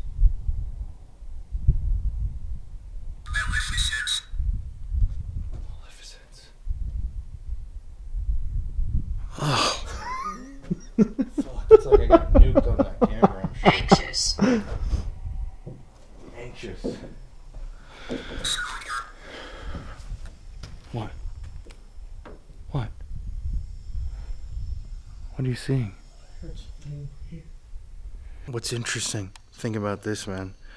When we first were coming down, didn't you suggest we go that way first?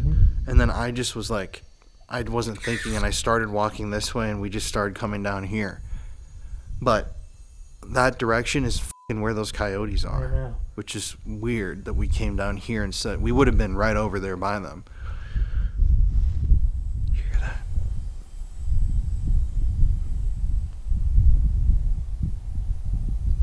Also, like, I don't want to get f***ing, like, attacked. Margaret. Me either. You think I want to get attacked? No.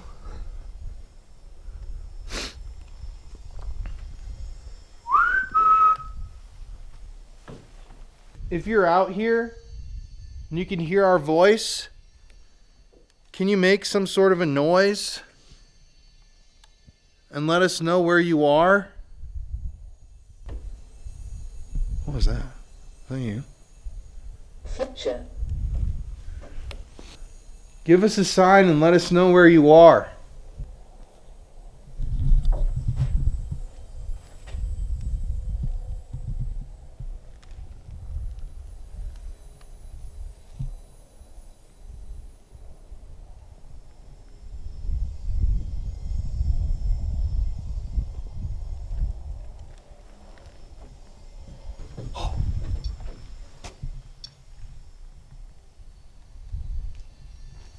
Picture. Did you hear that?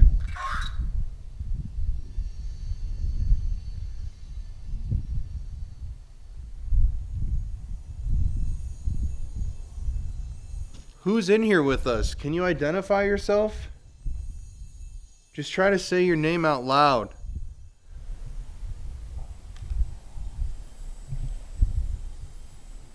Broken. Broken or bacon? Broken. Broken picture. Chaos. Their name is Chaos? Bro, this is like freakier than I thought this was gonna be. It is beautiful, bro. Barrett. Is your name Barrett? If it is, touch one of those red lights.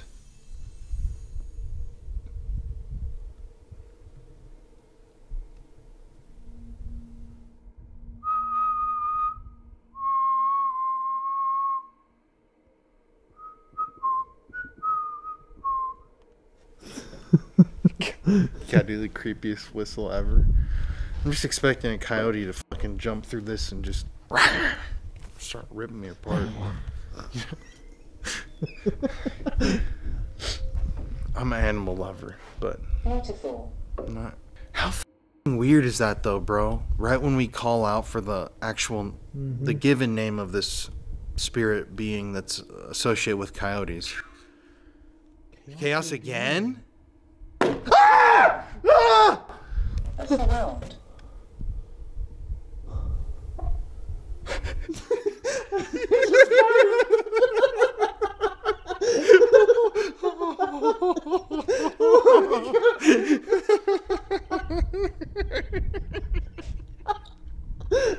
Oh my god, you're so scared, you farted. Holy shit. Oh, bro. That scared the shit out of me. Me too, bro. That was a full. If there's anyone else here, they think someone just got fucking murdered over here. Sorry, we're okay. Ah! Ah! Ah! Ah! Ah! Ah! Oh my god, that was good. That scared me so bad. Farted. Bro, that's a new one. Oh my god. Oh, that's good. How crazy was that though? Chaos, the fucking flashlight falls off again. Oh god. And you know, it's really weird too. So, we like to try debunk stuff here, right? And so, yes, it is windy out here. So you could say that. But it's not that windy. No, and then in addition, there's a cat ball right next to the flashlight, which that weighs is like less than. Yeah, like a quarter of it. And it's not moving a bit. No. Like, look at this.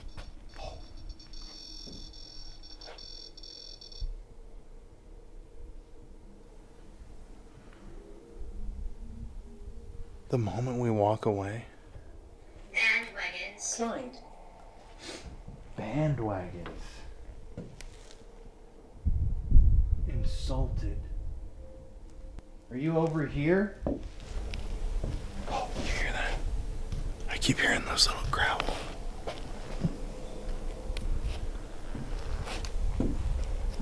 Are you over there? Can you see where I'm pointing? Caring. Oh, right there.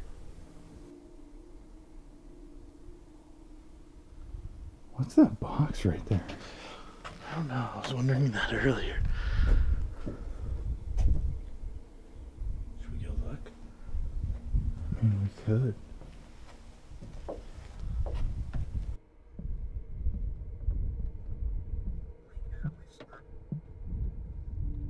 Yeah, damn, it's creepy out here. Whoa! Forgot there's We're on our toes, man. a whole building right here, too. Also, nothing like being out in the desert with some bright-ass lights. So Like, if anyone wants... go completely lights out. I want to see how dark it is. Pretty dark. Oh. I definitely wouldn't see if someone was running up on me. You always say it's pitch black. That keeps scaring me. I know. But, I mean, you know what I mean? Like, anybody driving could see our flashlights and just say, oh, I want to go rob, or I want to go kill these people. Like, out in the middle of nowhere with them. It's like, hey, here we are. Come fucking rob us. Yeah. Oh, it'd probably take them a while to have the police come out here. Perfect.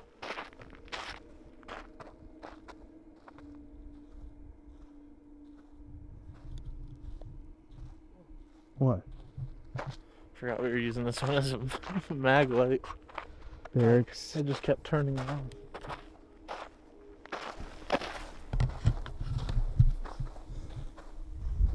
What?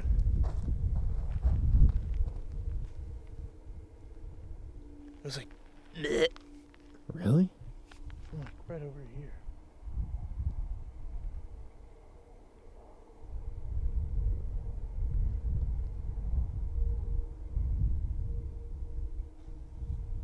Man, it's actually It's creepy very out here, creepy. dude. I did not expect this. And these buildings just keep coming. Mess hall. Oh, dude, look at this. The moon behind the rune. Oh, I know. Would that say stay here? Stay here. No way. Right when we get to a new place? Like, yo, this is creepy as hell. This is where they used to stay. I mean, think about it. So, living quarters for one company of 100 men was in 3 buildings. 2 barracks and a mess hall kitchen. So that means that at one point there were 50 men living in each of these small buildings. That's pretty, like, cramped. 50? Yeah. Where'd you get 50 from? Because there's 100 men living in 2 barracks. Oh. You know? I thought it 3 buildings. Oh, that's a lot of people. In a building Crammed this in small? there. Yeah. You kidding me? For the enlisted men, life at Fort Churchill was isolated and unpleasant. They lived in dirt-floored barracks furnished with crude beds and chairs, ate a meager diet of beef, salt pork, bread, and coffee, and performed manual labor for only $13 a month. All they did was fish on the river, drink, and play cards at the post store or Buckland Station. Hey, remember at the beginning you said, I wonder if they had a market and stuff? There you go. Post store. Yep. Is it just me, honestly, or whenever... I feel like every time I hear these stories and they're like, these men ate so poorly, I feel like anytime they actually say the meal, I'm kind of like... I mean, it sounds kind of good. Like, right now, like, beef, pork, bread, and coffee. Beef, pork, bread, and coffee sounds pretty fucking fire. I'm right sure now. it probably wasn't the amount we would like, though. Or like good quality. Yeah. Or seasoned. Exactly. At all. Well, salt pork. Yeah. No pepper. Yeah. What do you think? You want to go back? Or should we just go look at this one down here?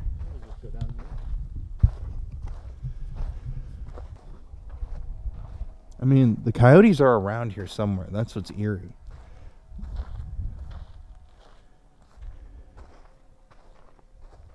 More barracks.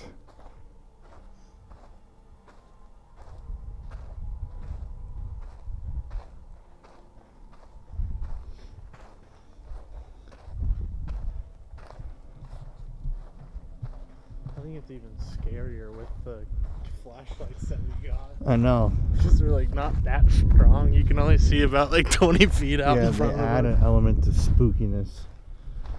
Huh? Here we are. Is that a fence? I'm gonna look at it. Oh.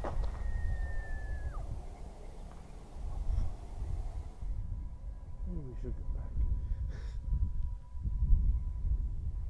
Just one? Yeah, f it, let's go back. I don't like that. Oh, me either. Usually, you know, one howls like a trap, letting the others know.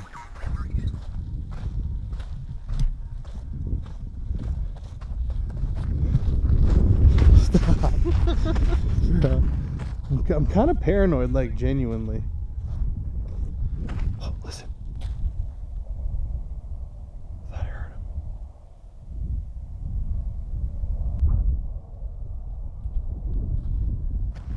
Let me guess, while we've been gone, our devices have been like levitating off the ground. There's an actual skinwalker in there, and he's like, hey guys! yeah, I was waiting for you forever. Thought you called for me.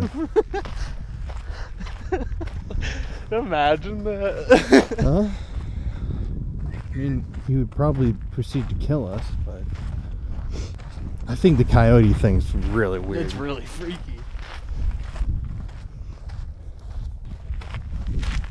What was that? What? Oh yeah, I heard that too. Like a hiss. Make sure you're watching the ground for snakes. Oh. I don't really like the sound of it though. I mean, see, look, the cat ball's still up there. Yeah, that's so trippy.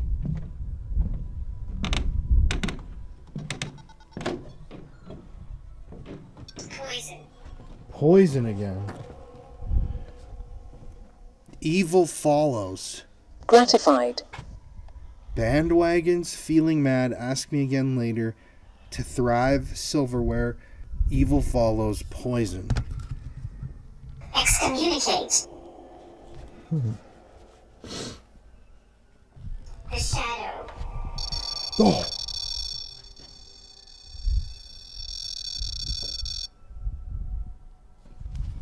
The shadow. And that? It's a little... Oh! Oh! What the f***? What was that? What'd you hear? Like a shuffle? That sounds like someone in the bushes. Like, Bro, right that's out. exactly what I've been f***ing saying. Whoa, whoa, whoa! I didn't even get close to it, bro. Got the whole thing on camera, how far away I was. The wood. The wood? Allured. Wait.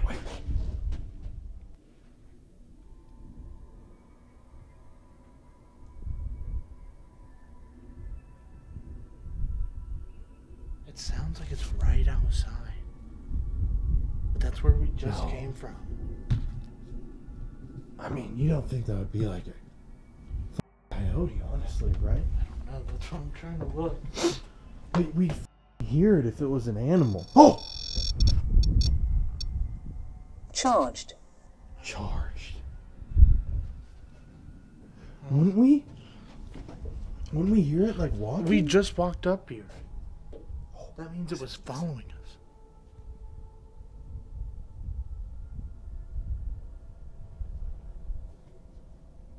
Unimaginable.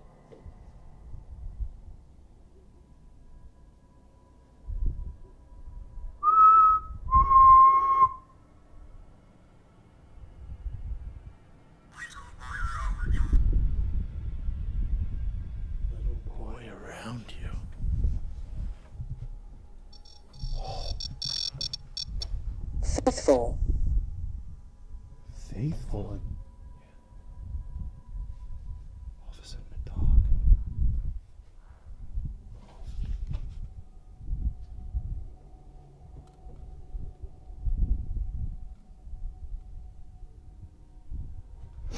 What the fuck is the dog tweaking about? Road. And where is the dog?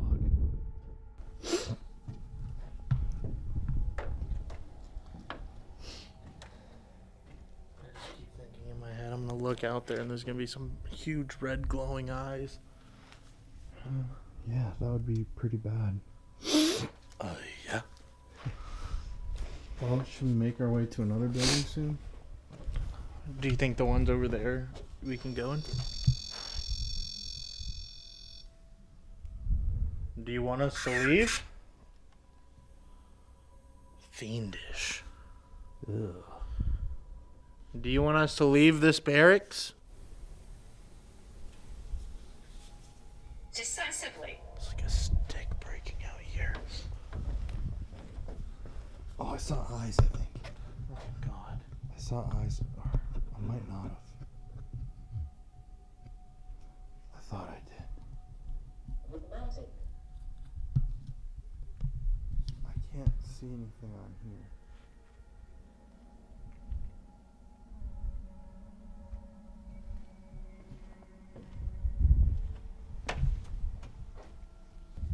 Oh, there's another noise.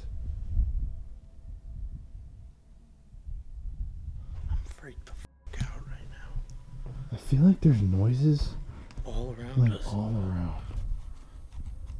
Because there is. Is the near? No. No. No. Yeah. Is that what we've been hearing out in the distance? Loathe. Doesn't like us. What's the problem?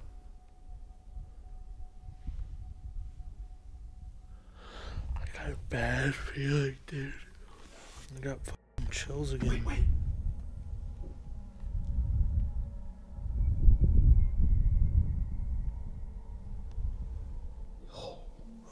Oh, there's that noise again. Oh, dude, you do have goosebumps. I never Hold get up. goosebumps, too. Stay right there. I'm trying to focus.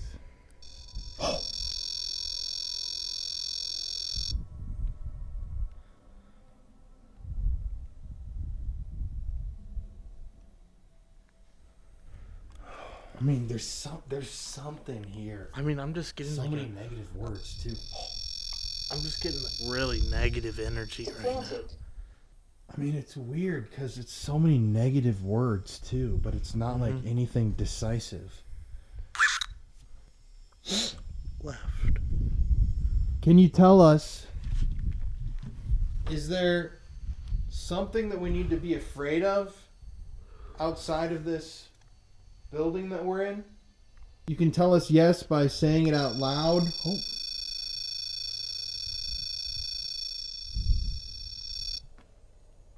Aggrieved. Aggrieved? Can you try your hardest to tell us what it is out there that we need to be afraid of? What is it? Divided.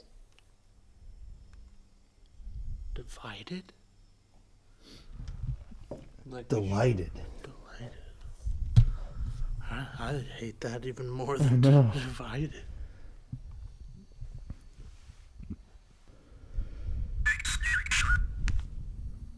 Extinction. Extinction is waiting for us outside. Oh, I don't like that. All right.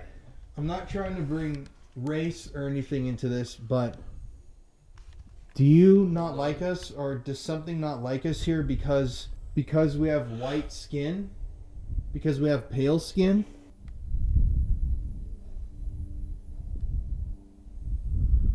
Is that why some of the energies don't like us here?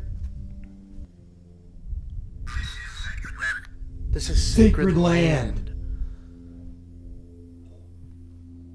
There it is again, bro.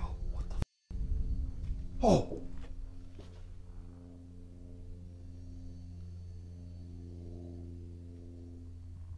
Are you trying to scare us?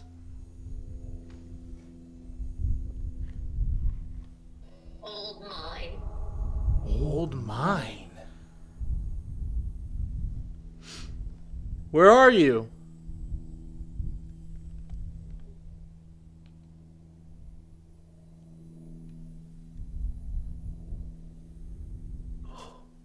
I've just got a really weird, like, sinking feeling in my stomach right now. So are you saying we shouldn't even be here right now because this is sacred land?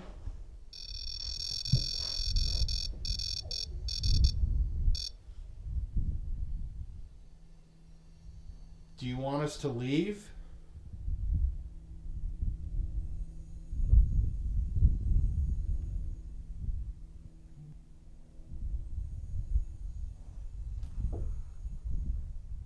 No, no, no. Why don't you want us to leave? You are seen. Like maybe something's seen us and it knows where we are? Or maybe it's trying to be sweet. Hopefully. I don't think so. I don't think so either. I'm just trying to pretend. Wait, so thank you whoever's actually speaking with us. Are you saying that something has seen us and it knows that we're here? Captain. Old structures. Old structure, Captain. And the army? Dude, the barracks? Okay, so we're talking to a captain right now. So you're saying that it's dangerous out there because something has seen us? Is that what you're saying? Is there anything you want to tell us? This device restarted again.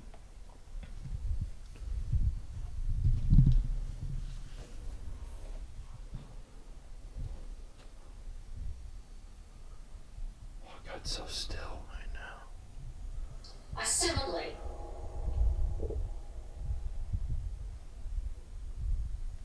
Captain, sir, if you're here, can you show us where you are?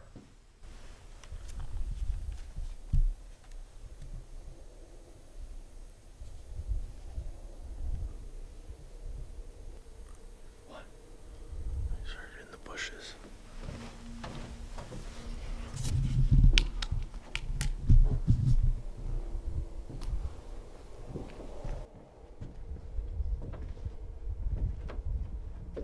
Is there something out there?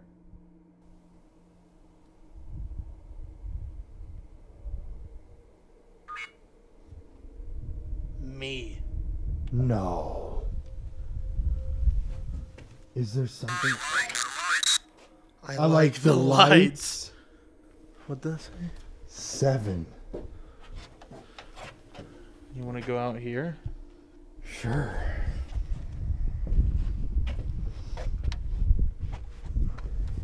Alright, Captain, we're coming. Shoot for something. Light. I saw eyes again. Where? Right behind this big bush. This? Yes. Right here? No, right here. Oh, that's where I saw him too.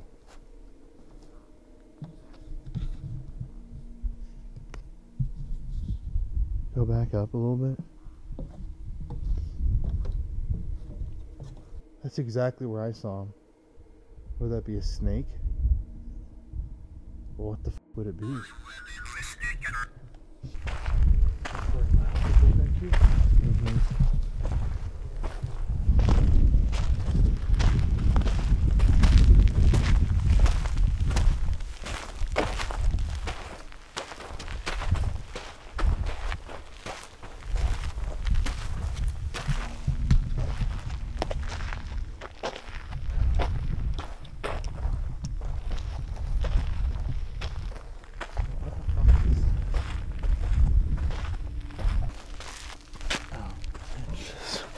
hardware. Oh, that's a little comforting.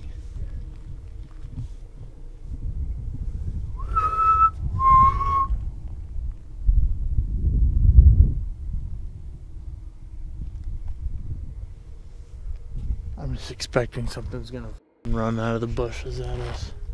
Oh, did you hear that? I swear that was a high-pitched whistle. Love. Whistle.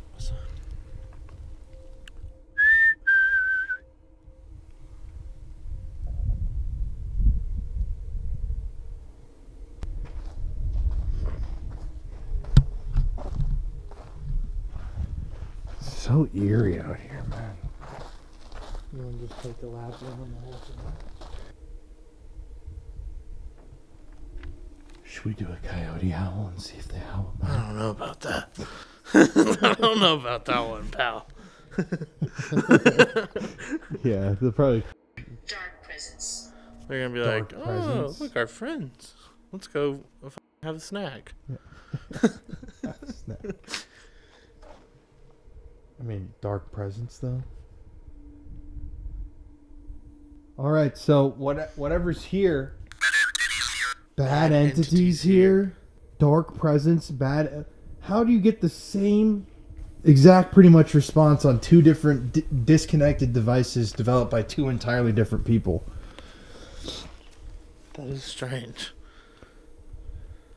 Okay, so we've heard that there's a bad presence or spirits here. Before we go, Captain, Or soldiers. or soldiers or anybody, can you tell us what that is? No. Is it a skinwalker or a... Abandoned station. Yes. Abandoned station? Yes, abandoned station. So you're telling us we need to leave?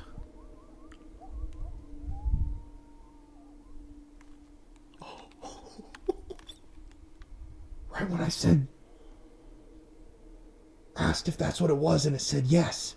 And an abandoned station. Like, fuck, get out of here. So it is a They've skinwalker? moved. That came from over here. No, I heard it from right there, bro. Oh, God. Where we're about to walk next. That one's big.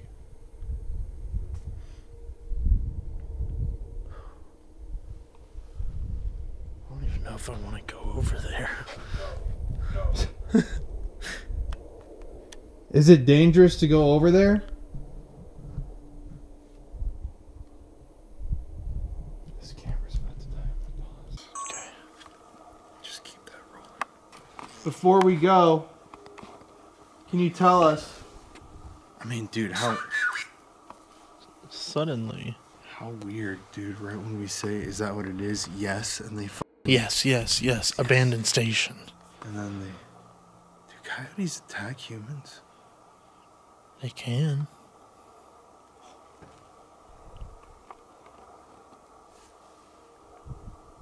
God.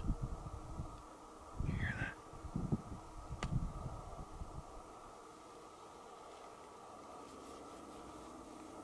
Just what I need to get fucking mauled by a coyote. Seriously. All right. Thank you. So, at this point, we're going to pack up and head to a new area to continue investigating. Rolling. Wish us luck. Growling. Perfect. Perfect. All right. Thank you to whoever's in here. You just hear from the corner. You're welcome. That'd be dope. But also, I'd probably scream.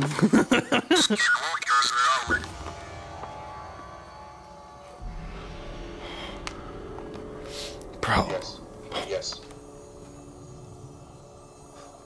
And we stopped recording on the main camera, and we were just about to cut, dude, right then. Skinwalkers around. God damn it. So it's true, there are skinwalkers around?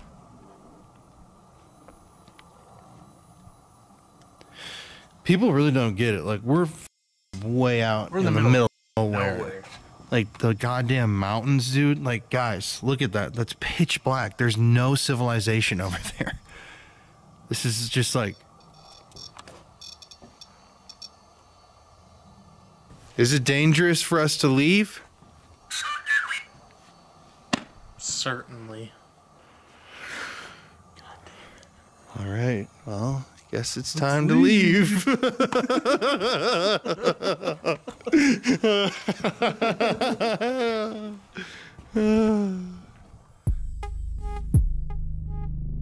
All right, so the first time we got here, we went down there. Now we're going down here towards the coyotes. More officers' quarters.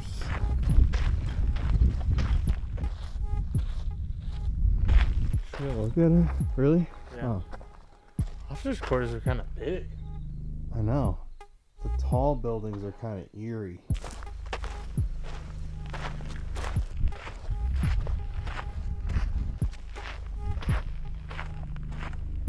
Another officer's quarters. 6.5 star. Luxurious life. Huge. Commander's office. Ooh. So we got officer's office. Little eerie. Commander's office. Commander's office, yes. Storehouses. Storehouses. Within view of the guardhouse to discourage thievery. Huh. Nice. Don't give me ideas. I don't think there's much to steal anymore.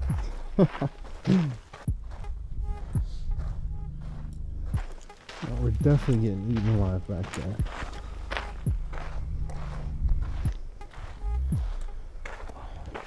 That one's creepy back there. Fucking bet it is. Hospital. Well, we can walk in here. Oh, See a little mouse? where is he? Right here in this hole. See his tail? Big building. I wonder how many people died in here.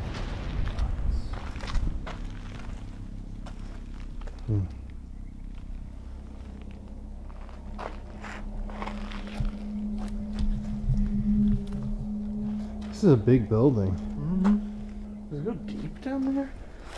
Careful.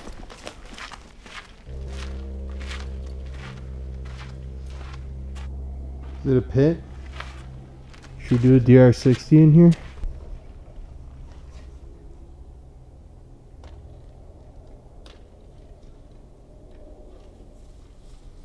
So, we're here in the hospital building. Obviously, if there were soldiers stationed here and they were injured, they got sick, this is where they would have come, and this is where they would have died. So, I would imagine this area would have a high amount of paranormal energy. And this is where we were hearing those coyotes from, is in this area. So before we start, just to remind everybody where we're at, I just want to say hello. My name's Colin. My name's Connor. You hear that? And as a reminder, we want to speak to the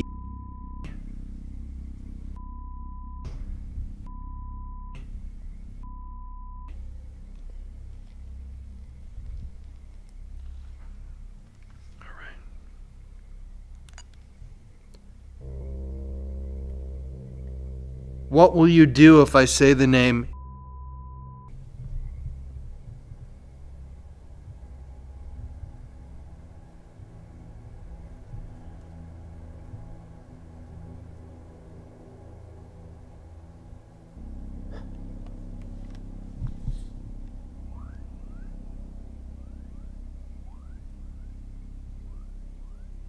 Do you not like that we're out here right now?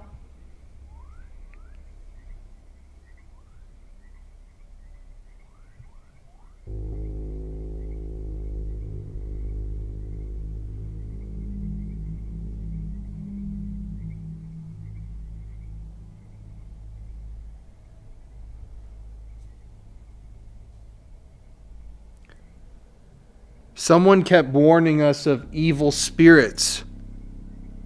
What are they?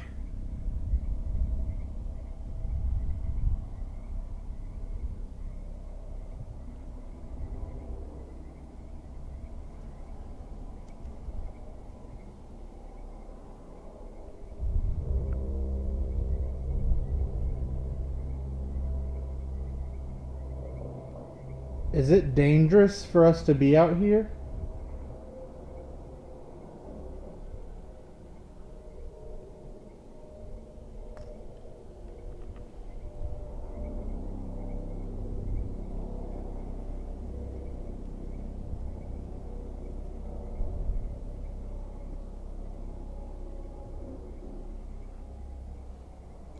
How many people died in this hospital?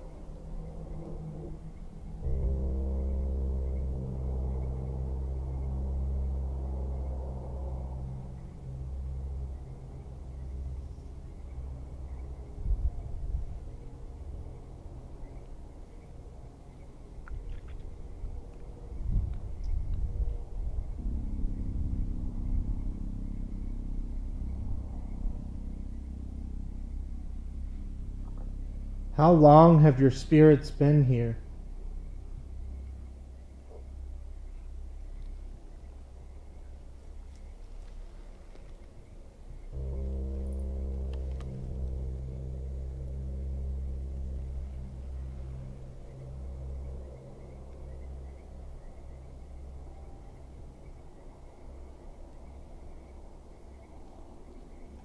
Is there anything else you want to say to us?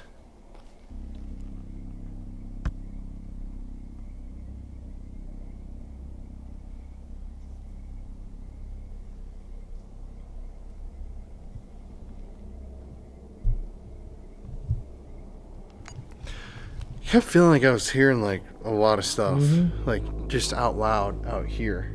What did you hear? The same shit. But like, what were you It sounded hearing? like someone scratching on the walls at one point. It sounded... I heard like a whisper from out this window. Me too. I thought I heard a whisper too. Here.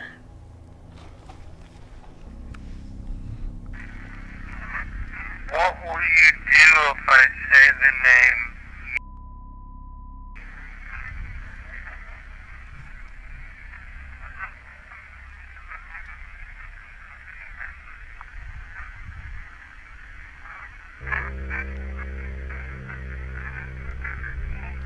Do you not like that we're out here right now?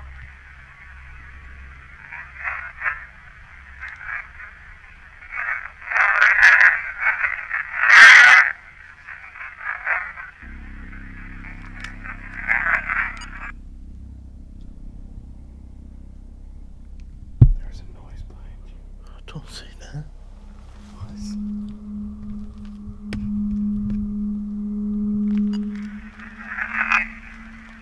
Someone kept warning us of evil spirits. What are they?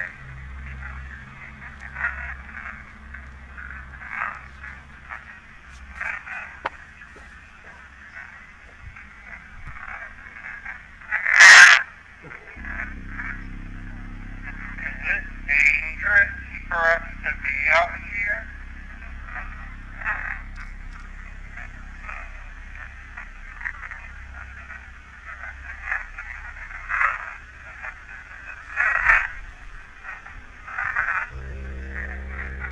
How many people died in this hospital?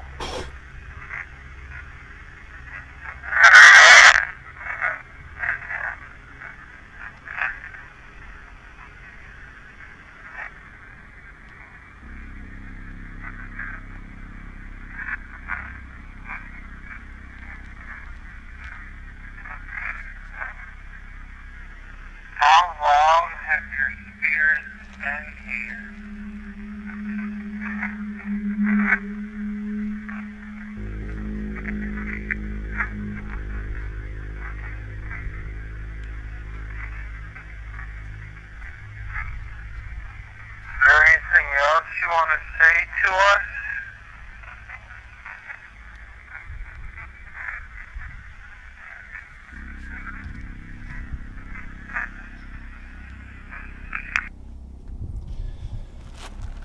way a more lot of quiet. shit. Well, yeah, I mean a lot of phrases, but way more quiet than usual. You know what's fucking really weird though? When we were doing that session, dude, there's like a chill in here. I had a ringing just come into my ear so loud, and it was like I just felt this thing like really bad energy. It's like, bro, all my hair's on end. Like it just randomly, like while listening to that, it felt like it like walked, or like just something shifted. Like in here? Yeah. Next to you? Yeah, it felt like my ear was, it was like weird. I don't like that. Yeah, I got like just a, we should like get out of here vibe. Oh. Yeah. I feel like we should leave this building. Okay. Where do we go?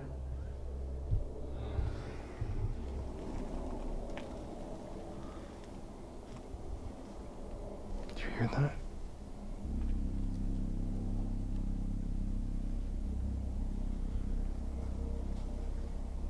I don't know.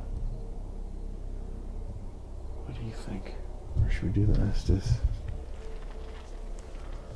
You want to walk back and do it on the bench?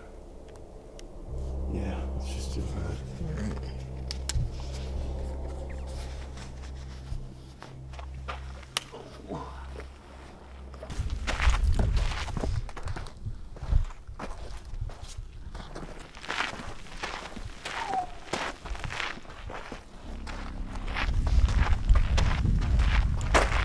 I mean, dude, this mountain, I know. it's so eerie looking. Hold up, turn your light off. Let me see if I can get it. Yeah, look at that. You can see it on camera. It's like a huge foreboding mountain. Stars, dude. Turn that light off.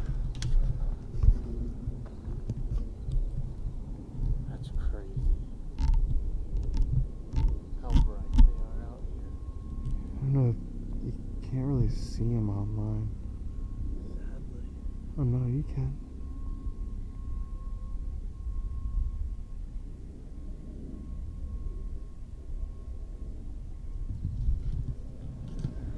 Alright. They're just so small. Damn, that was deep.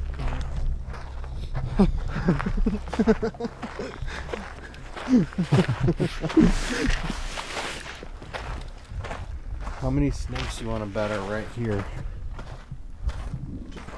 1,000. 2,000. You couldn't pay me any amount of money to go running through that.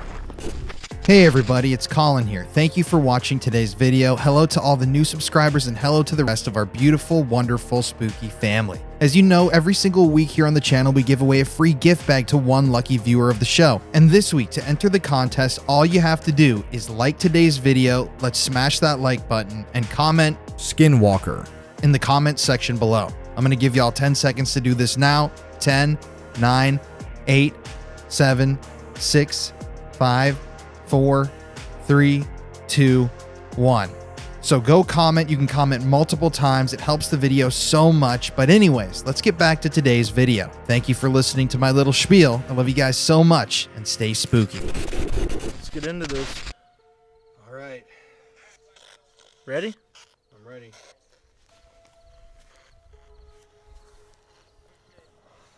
Cheesecake. Give us a chance. All right, whoever's here, I want to remind you, my name's Colin, this is Connor. We've just come to speak with you. And, No! hold up, I'm going to roll on an iPhone clip. So, can you tell us, are there We know who's suffering, right? skinwalkers / in this area? We are. That's what you are? Following me, ain't you? We're kind of on the look, or on the hunt for skinwalkers, like, that's what we've been looking for, but who are you? Can you tell me who you are?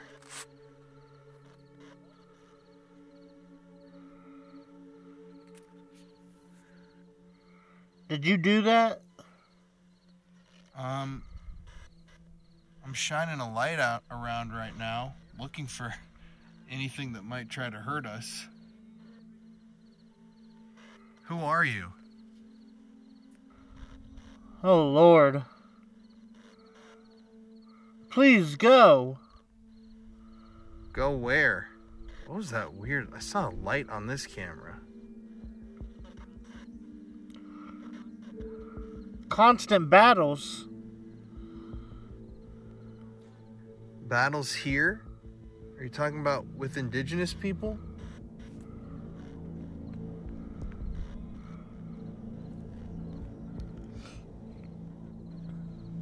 The power returns. What do you mean by that?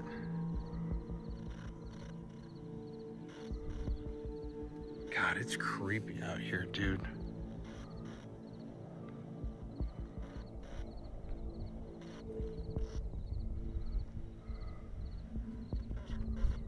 Can you tell me who you are? The president can wait. Sounds like you're somebody who was stationed here. Were you stationed here? Sure enough. I salute that. Oh shit, so it's a soldier. Did you die here? Is that why you're still here?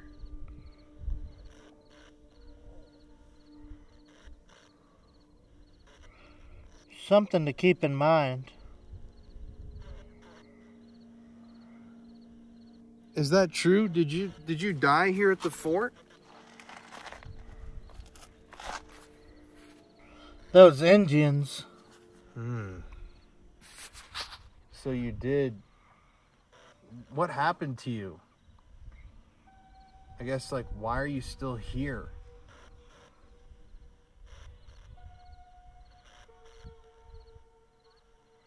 Who are you? My name's Colin. This is Connor. We're just trying to hear your story. I hope it lasts. What lasts?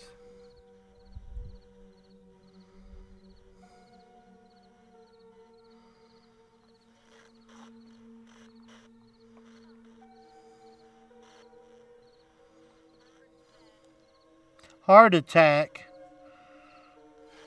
The battle was fought. Yeah, there were a number of different battles here. I want to ask you though, are there angry spirits here? Because people were talking all night about angry spirits. Maybe it was you telling us.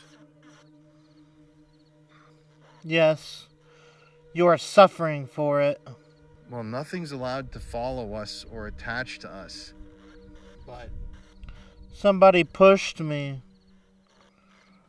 Somebody pushed you and that's how you died? You were killed by somebody? Look at me. Where are you? Behind him?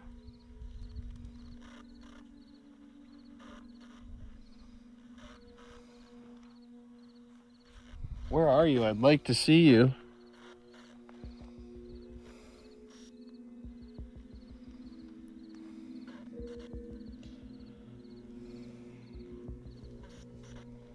Horses and men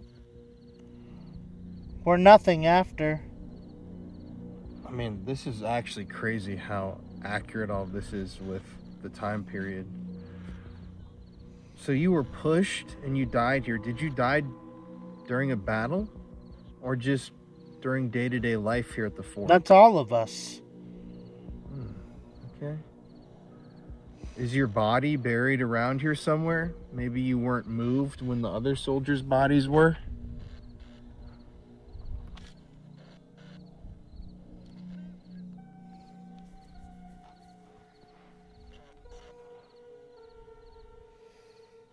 I'd offer these services. So, were you a soldier or were you like a trader, like a merchant? That's crushing. Being a merchant, it was hard work? Doctor. I feel like I'm being watched.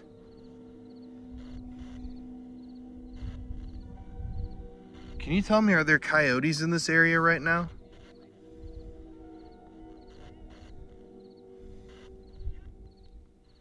Yeah. Where are This they? is frustrating. I know, but you're doing a really good job. What do you see right now? What do you see? Do you see me waving this light around? Do you see that?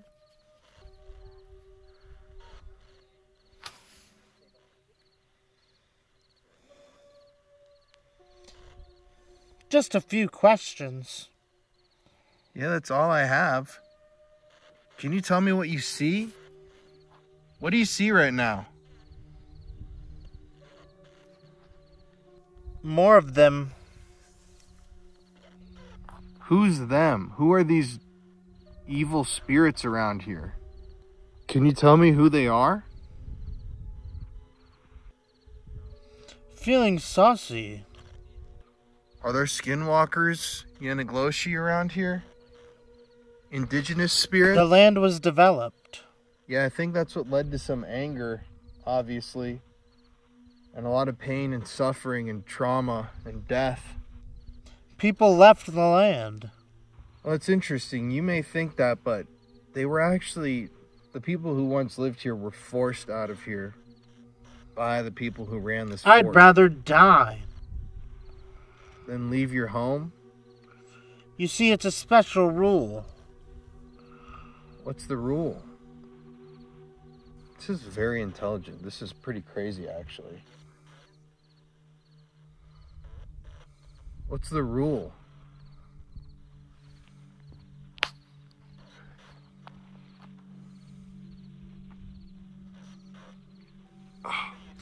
Decisive.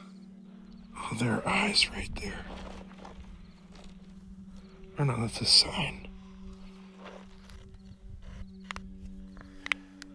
Well, so your rule was you had to be decisive and you had to make quick decisions? Any religion. That's what America was built on. You're free to practice whatever. Like someone coughing. Are you the only one that's here? Or are there indigenous spirits here as well? People who were killed in this area.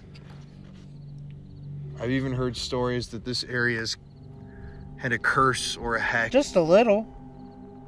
Yeah, like, obviously this land was stolen. I'm no killer, baby. So you didn't kill anybody, you don't think, but you were killed here. You were pushed down and you died? It's something bigger. A bigger picture here? What do you mean? You know what I say. It's just a feeling of being watched around here. It's so creepy. Just don't forget. What do you not want us to forget? What are you talking about? Go back. Here. You want us to come back here?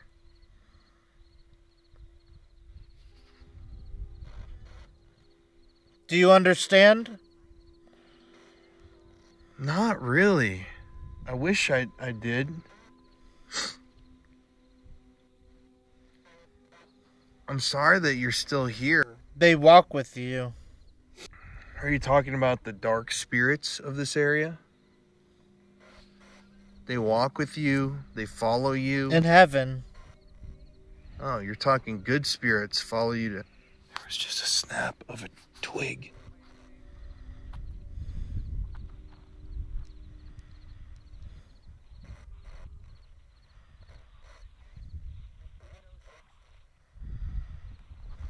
Who's watching us right now and following us? It's in the world. What do you mean by that? Was it something that was created? Around us.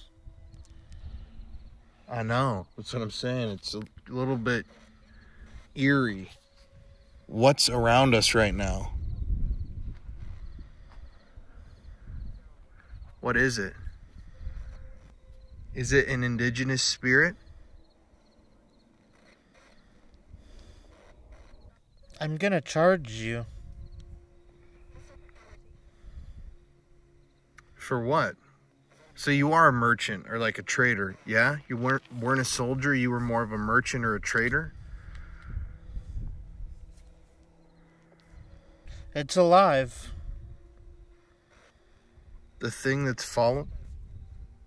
That's mine.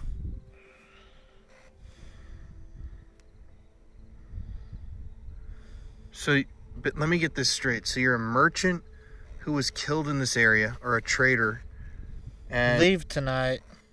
Yeah, we're going to. But you're also warning us that there's something that walks with us. Somebody's been talking to us. Yes. Wow. Can I ask what your name is, please? It's our sins. That's what keeps you here, is your sins? I love it. To the day I died. Did you ever kill any indigenous people?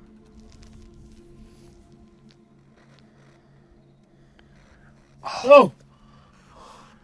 Oh shit, something touched my ear. It's okay, we're almost done. That scared the fuck out of me.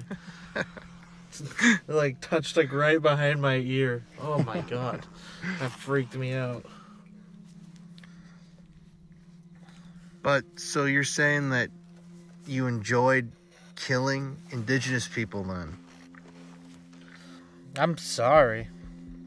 Well, if you're sorry and you repented, I don't know how all this works, but I would imagine that you would have been allowed to cross over, or you would have crossed over. Do you not actually feel sorry? Oh, that's sad. Did you ever take part in massacring any indigenous peoples?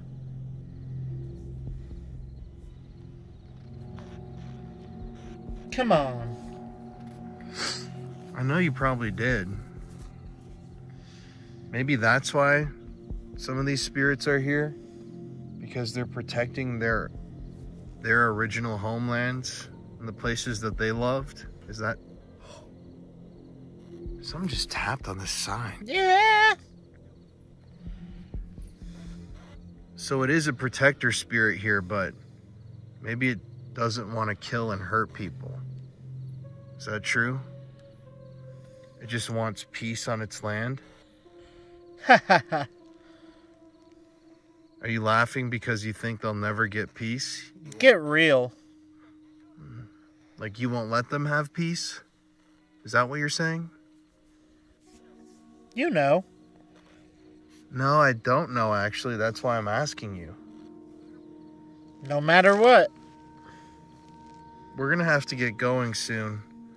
Is there anything else you can tell me about your life or your name so I can try to find relatives of yours or get your story out there?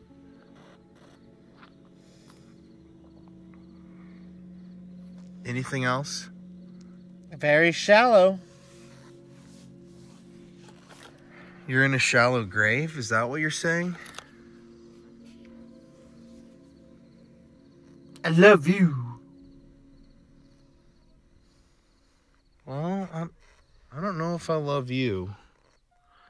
But I think, honestly, if you want to move on, you have to admit that slaughtering the people that used to call this place home was a bad thing.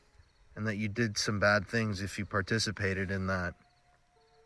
Maybe doing that will help you to move on.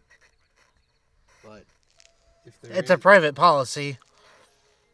Well, it may have been what they told you to do, but that doesn't... Thank God. It doesn't make it right. I'm afraid of heights. Well, that's weird, getting pushed and then afraid of heights. Anything else you want to say before we're done? Dirty mouth.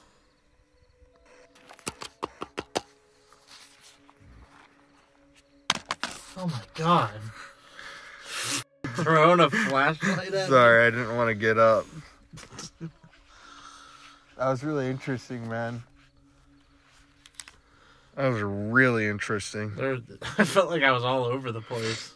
No, it was like clearly one spirit. Really? A dude who was a trader who used to work here. Trader, like a merchant or something. And he used to trade and bring goods here. But he, like, I believe, participated in killing some indigenous people and would not apologize about it. And didn't even think it was wrong. So that's why I was saying, if you maybe the reason you're stuck here is because you won't admit that it was murder. And then it gave me a whole different perspective on the indigenous, whatever you want to call it, that's here. That's a protector. Mm-hmm. Like, maybe it's not this like scary skinwalker thing. Yeah. And it's more like just a spirit that was obviously, like, their homeland was taken and they were slaughtered. And some of those massacres around here, they killed infants and babies and mothers. So it's like, maybe it comes off as scary because it just wants to protect it again. Mm-hmm. It was really interesting. It gave a totally different perspective at the end of this video. And I feel kind of calm now. Only thing I'm worried about is coyotes. All right. Thank you to anybody who was here. We really do want to say thanks. I'm just joking. Yeah, thank you everybody for talking to us, to the coyotes or skinwalkers. Sleep good. We are nice people. We don't want to take your land. Yeah, we're leaving. Yeah. We're not taking anything with us. Exactly. All right. All right. Good night.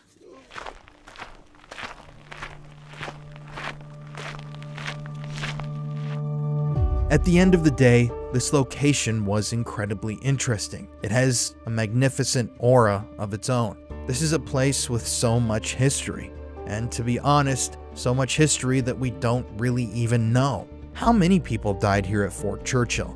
How did they die? What happened to them?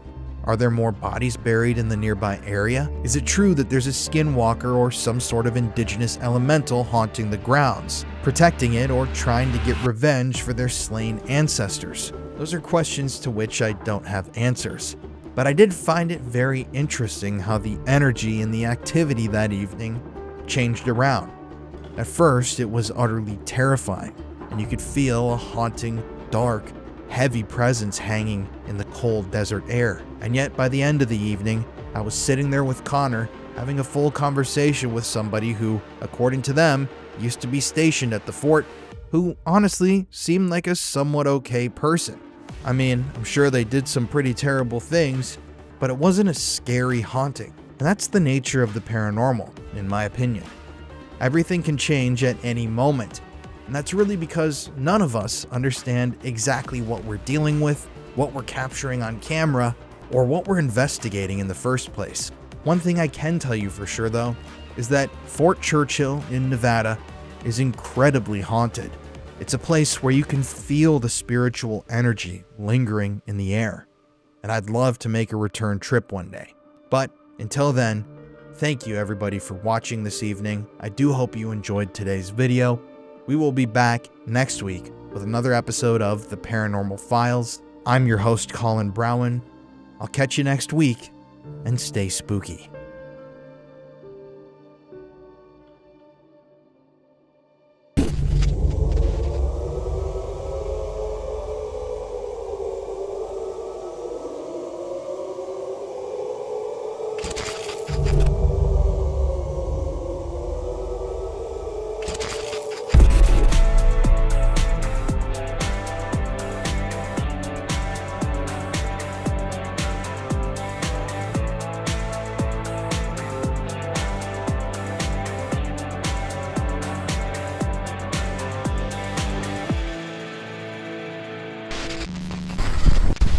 Hello.